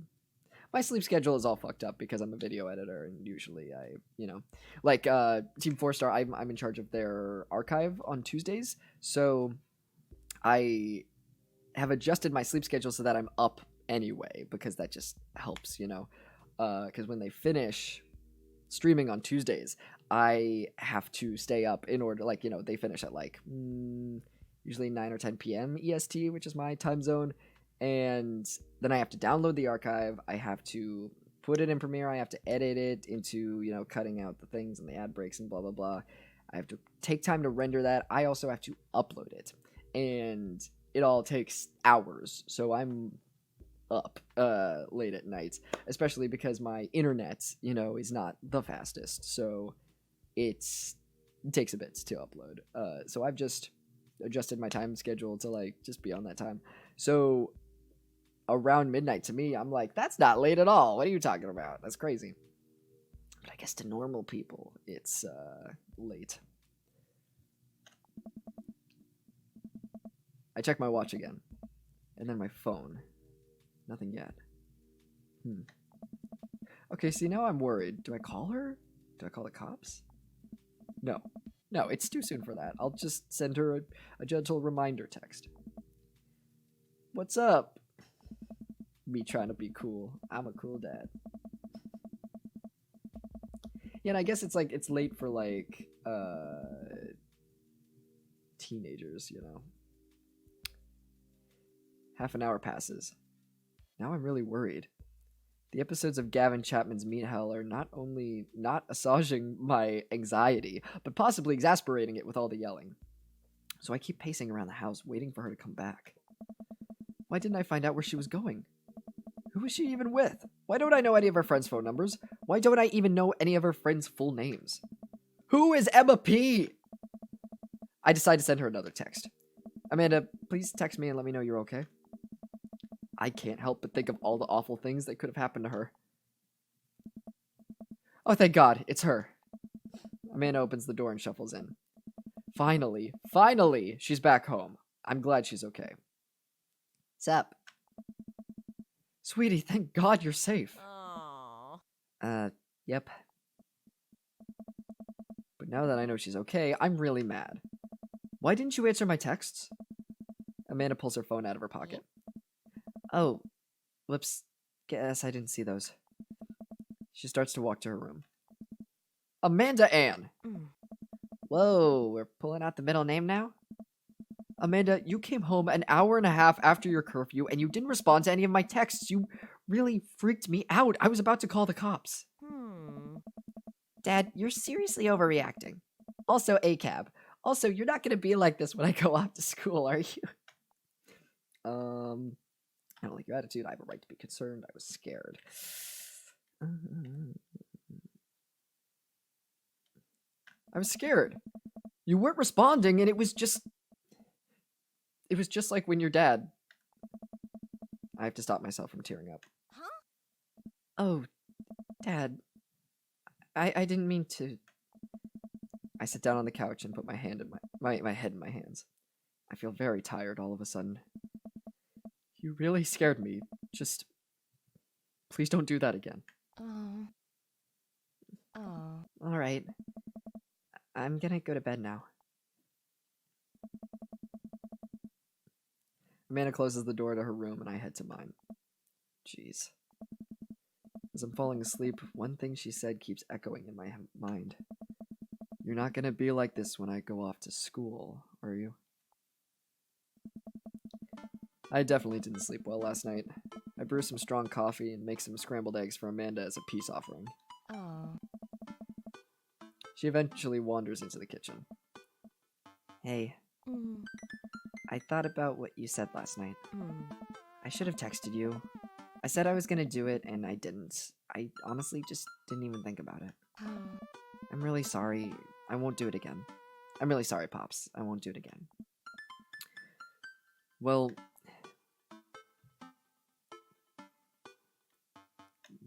Good. Alright. I could have been nicer. But, like, she should have. Like, as a dad, that's how I would have responded. It's like, don't do it again, please. That was awful. Like, I'm your dad. What's Megs? You know it. Sprinkle some cheese on him. Sprinkle some cheese on him? It's a question mark. Already did. Bless you.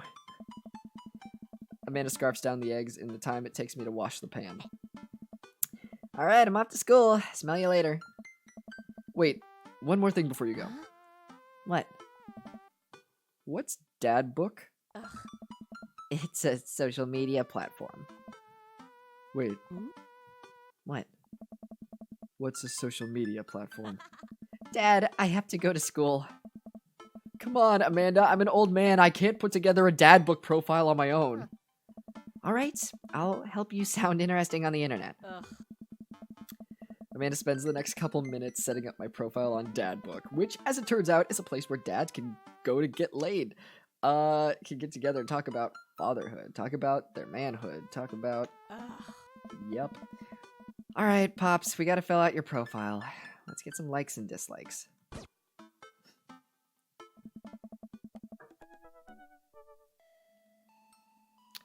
Okay, so the answers to this don't super matter, right? Because I can just match with whoever I want.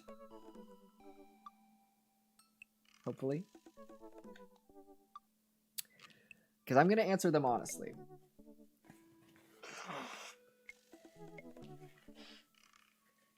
I don't think it's like Pokemon Dungeon, where, you know, you fill out the quizzes, and then whatever results you get, that's what Pokemon you are. Let's see. On a Friday night, you're most likely to polish and sort my coin collection, Netflix and grill, fall asleep watching the History Channel, torment my children with dad puns, sink into blissful oblivion. I mean, Friday night, I'm probably Netflix and grill. Pardon me. If you had one thing to take with you onto a desert island, what would it be? My trusty grill, my lost shaker of salt. I mean, honestly, it's a joke that I put salt on everything because of my fainting condition. My doctor's like, you have to take these pills that raise your blood pressure and also put salt on all of your food. And he also told me to drink salt water, which I have not been doing. But my fainting condition has gotten better because of tea, so it's fine. Castaway on DVD for instructional purposes. A boat. I don't need anything.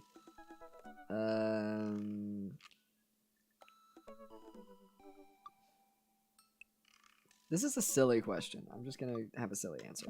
Salt. What are your turn-ons? Strong dad arms. Honestly, yeah. Tennis shoes. I mean, strong arms are a turn-on. I wouldn't say dad arms. Because dad...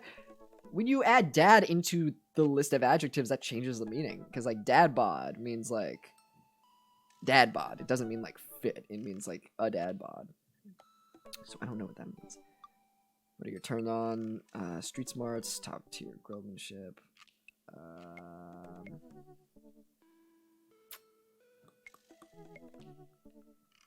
If I were going honestly, I would say arms. Comfortable with crying and street smarts, but I can only pick one. So let's do dad arms. What do you want to be when you grow up? Technical writer for manuals and instructions. A captain, pro skater who's also an astronaut. Good father, president of space. I did want to be a writer, but I don't know if that's the kind of writing they mean. Pro skater who's also an astronaut is dope. Let's do that. I wanted to be a photographer, by the way. What's your favorite movie genre? War documentaries, Sean Connery's entire filmography. Laserdisc, romantic comedies. Damn it. I like comedies, but not old comedies that haven't aged well. That sucks. Because you'll be laughing at something and then all of a sudden there's a joke that's like not okay.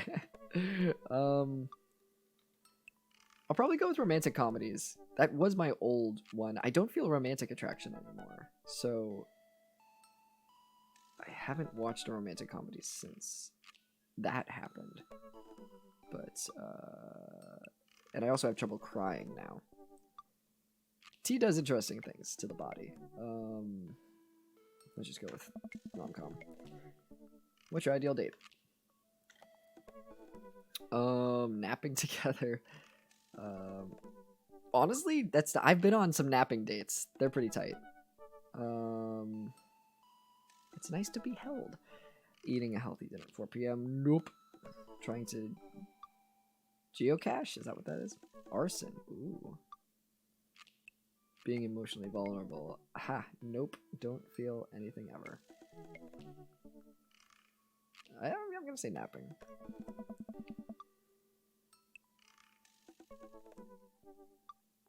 Yeah, this is definitely a dating site, not just social media. They're trying to fuck. What do you never leave home without? My sick vape. Wait, my sick vape. A sensible cardigan. A cool knife. Yeah, cool knife. I need to get a cool knife. Spend a lot of time thinking about... Because the thing is, like... Obviously, as someone who is known on the internet and the neighborhood I live in, I need to, like, protect myself. So I have pepper spray, which is just the more sensible weapon. Because a knife is cool, but you gotta learn how to use it. Otherwise, you're just gonna, like, fuck around. I spend a lot of time thinking about... conspiracy theories. I do, honestly. I think a lot about conspiracy theories. I'll go down that hole. You know, someone says a conspiracy theory to me. It's like, hey, did you know it's a theory that, like, Andrew Garfield tried to make Spider-Man gay? And I'm like, what? And I just, like, I go down that fucking hole, and I do not stop, and I just, all the fucking, it's a thing.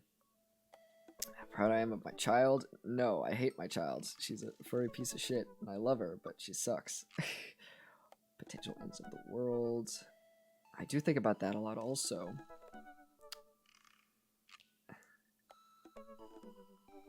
Let's do conspiracy theories.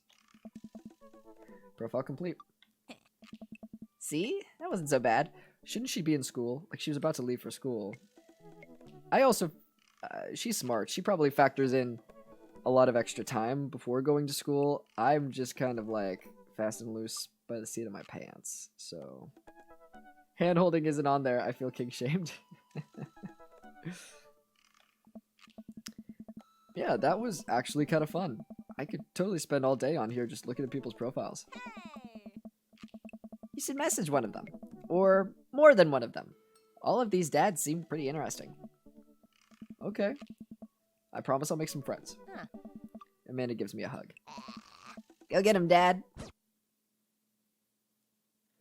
Welcome. Always try your best at it. You've got dads. You've got dads. What? This is new.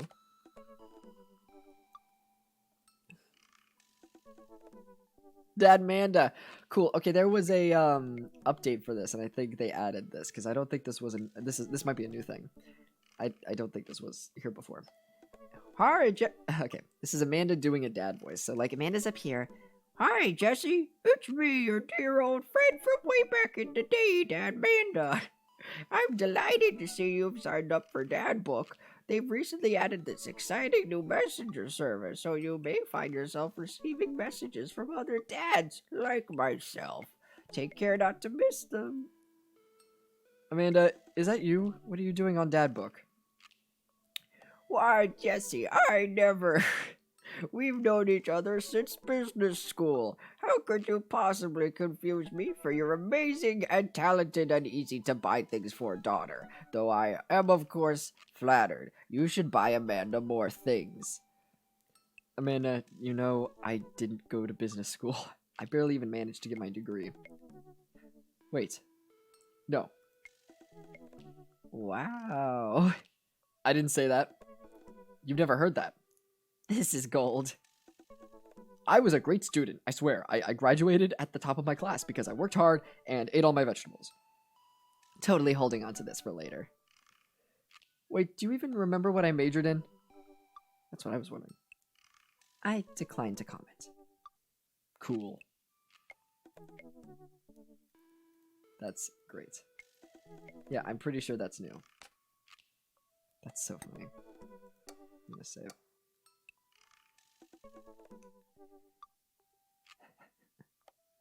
So I've saved here where the dad book is. So maybe we won't. When I romance all the dads, maybe I can just come back to this save file.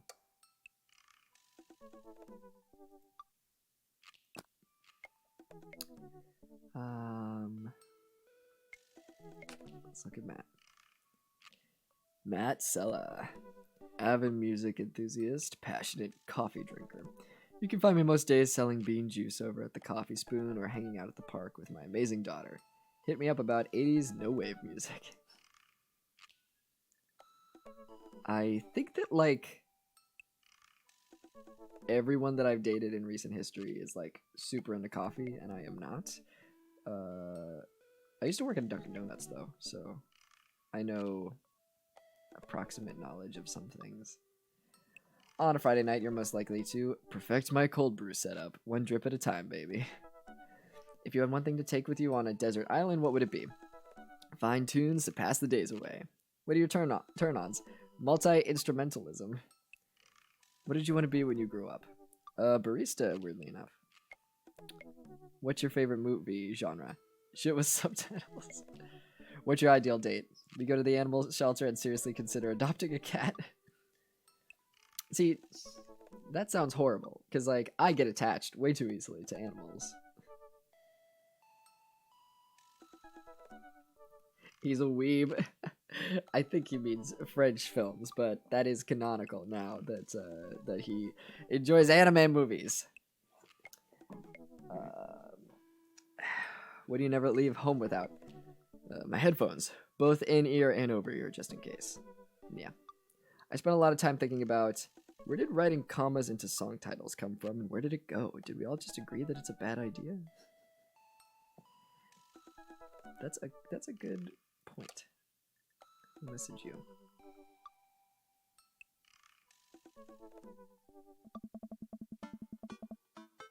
Hell yeah.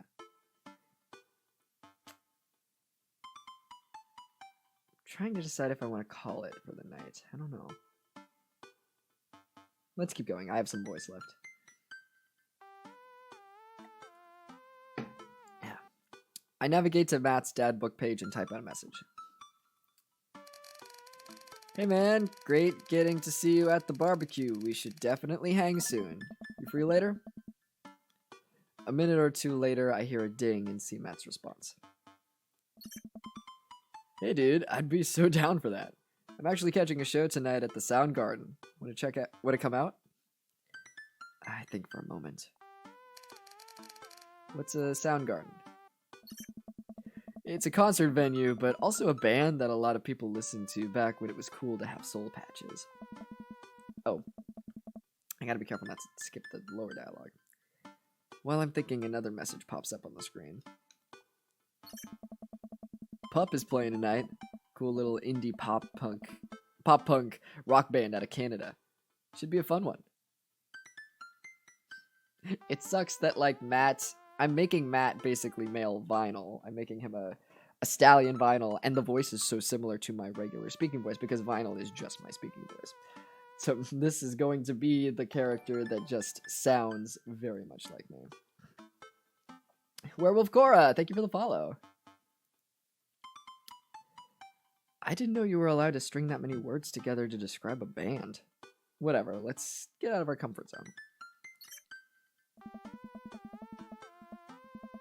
I log off of Dad Book and think for a second. Wait, when was the last time I went to a concert? I mentally backtrack decades through memories of denim jean jackets and moral panic over teenagers turning to the occult. Oh god, I had a mullet back then. Oh god, I thought I was cool. Oh god, other people thought it was cool. Oh, mullets. I see, okay. Oh god, I had a mullet back then. Oh god, I thought it was cool. Oh god, other people thought it was cool. I finally remember the strange 80s prog rock I used to listen to and mentally envision all of the airbrushed vans in the parking lot. Man, how did anyone survive the 80s? Okay, so I haven't been to a concert in a long time. What do you even do at concerts now? I spend most of the day pacing around the house and thinking about my relationship with coolness. I mean, I always thought I was cool, at least relative to a bunch of other dads my age. Dad, what are you doing? I look over and see Amanda at the door, just getting home from school. Her eyes are a little puffy, almost as if she'd been crying. Hey, what's wrong, Panda? I'm fine. Oh, nothing. I'm fine. I just got sad because I realized that society collectively refuses to take pop music seriously despite the fact that some of the most interesting musical innovations are coming out of that genre. I think it's just yet another thing that we write off because we can't take young women or their interests seriously.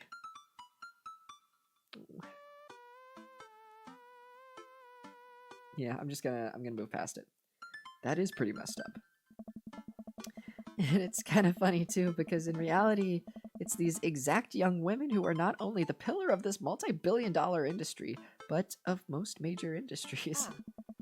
When will us youths rise up against our oppressors? Youths, rise up! Whatever protest you're going to, I'll be happy to help you make a sign. Thanks, Dad. Let's change the subject. Oh.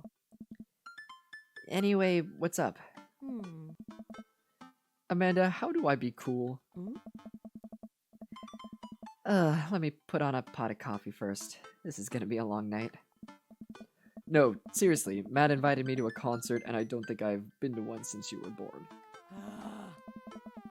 Yeah, you have. You took me to one once when I was 12, remember? I'm suddenly overwhelmed by the memory of a sea of screaming preteens. Oh god. I tried so hard to forget. The one where I had to camp out with you in line so that you could get a good spot and then you cried and screamed the whole time? Dad, it was so much more than that, and I'm not even ashamed to say it. Oh, you're not ashamed? You seemed pretty ashamed when I found all those drawings you made of those dancing boys kissing in your Trapper Keeper. Hell yeah. She writes fan fiction. Just catching up with the chat. Yeah, I've been to I crowd surfed at an Enter Shikari concert a bit ago, which was dope. I haven't been to a lot of concerts. Enter Shikari was like the best concert I've ever been to.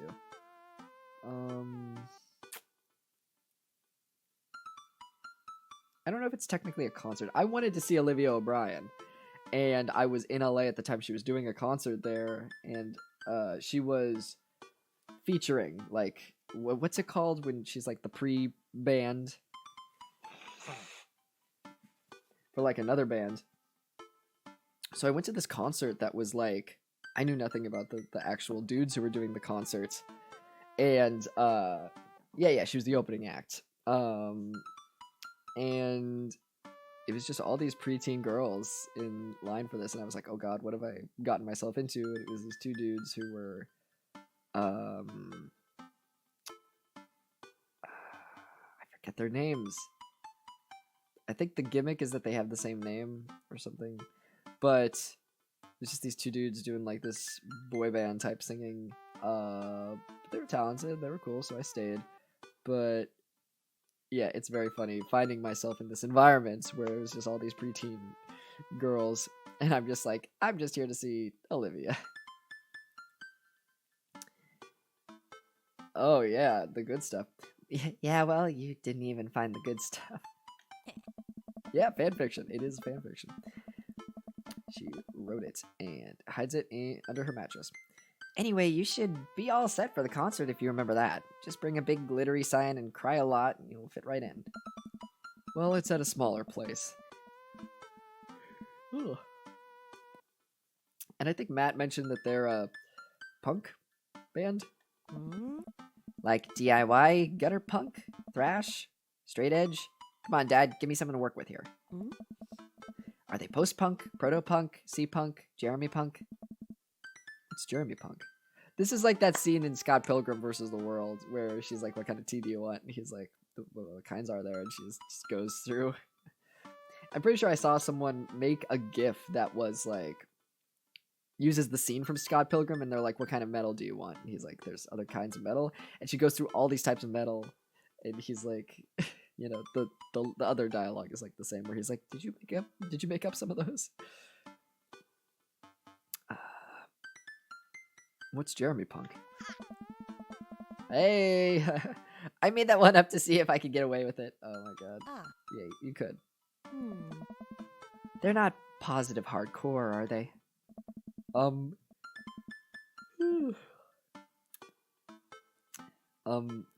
He said that they're Canadian punk? Ah. Oh, yeah, you'll be fine. Does the idea of Canadian punk seem contradictory to you? I don't see friendship and politeness as core tenets of the punk scene. Hmm. Well, punk is kind of a big genre that might not be as dangerous as you think it is. It became so much more than just counterculture rebellion. What I'm trying to say is, just enjoy the music. That's it? Hmm. I mean, yeah, it's not like you're gonna jump into the mosh pit or anything. Well, that's comforting. And if a strange dude in a set your goals hoodie offers to buy you merch, don't accept it, and definitely don't go on 3 awful dates with him afterward where he takes you to a nice restaurant and then forgets his wallet literally 3 times in a row. What? Ah. Never mind, just have a blast tonight. Amanda's great.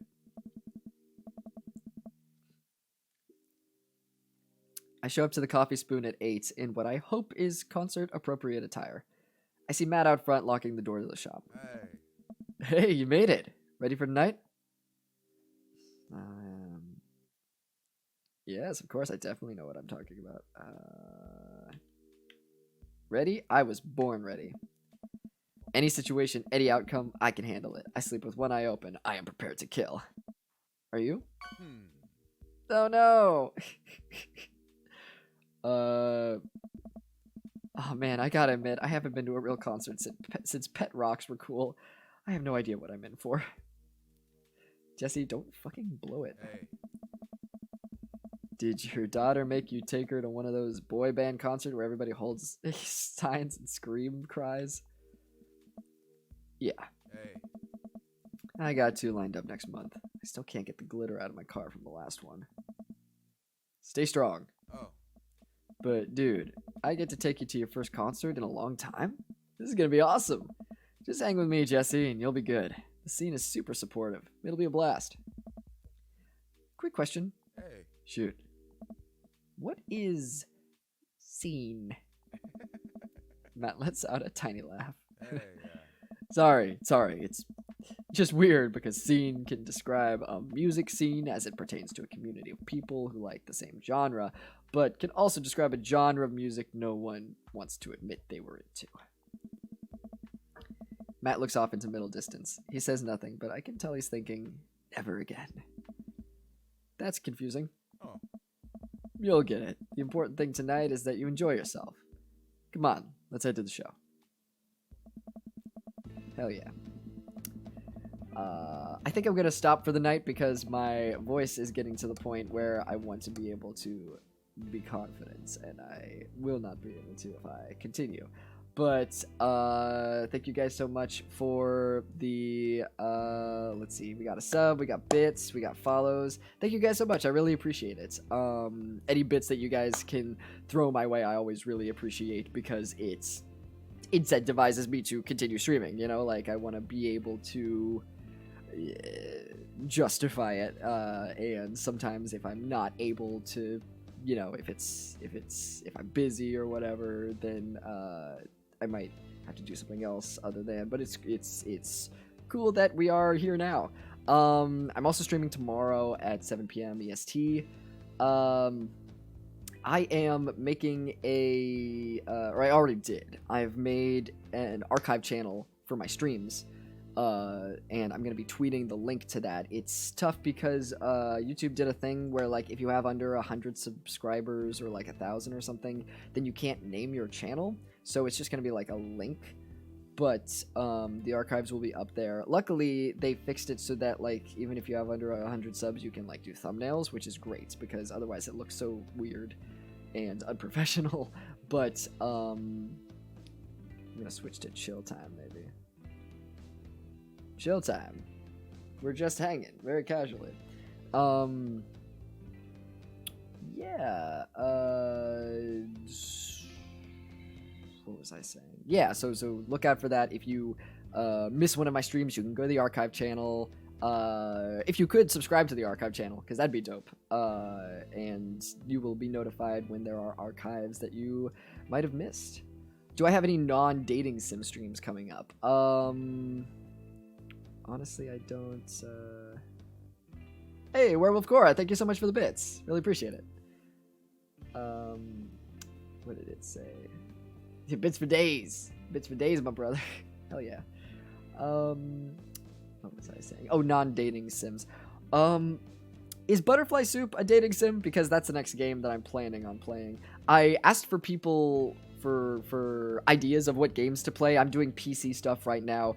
And if you know what kind of games I like to play, you know that I like games that aren't technically games. I like dating sims. I like things that are less focused on actual gameplay because I suck at gameplay. And also I want to be able to have something kind of not super intensive so I can keep an eye on the chat and stuff like that. So stuff like that, stuff like Dream Daddy, Telltale bullshit, you know, I'm into that shit. You know, if you have any suggestions, totally open to them. If you want to gift me... Well, I don't want to say that. If you suggest something and I like it, and then you want to gift it to me on Steam, that'd be great. But, like, people gift me things on Steam all the time, and it's great. But, like, if I don't like the game, I don't want to just, like, commit to it, because then people can tell when I'm not having fun playing something, and then that's awkward for everyone, and I don't want to, you know, do that. But, if you have suggestions for games, totally let me know, and, yeah. Deltarune I actually already did a playthrough of. Doki Doki I did a playthrough of also, but it was in the past, and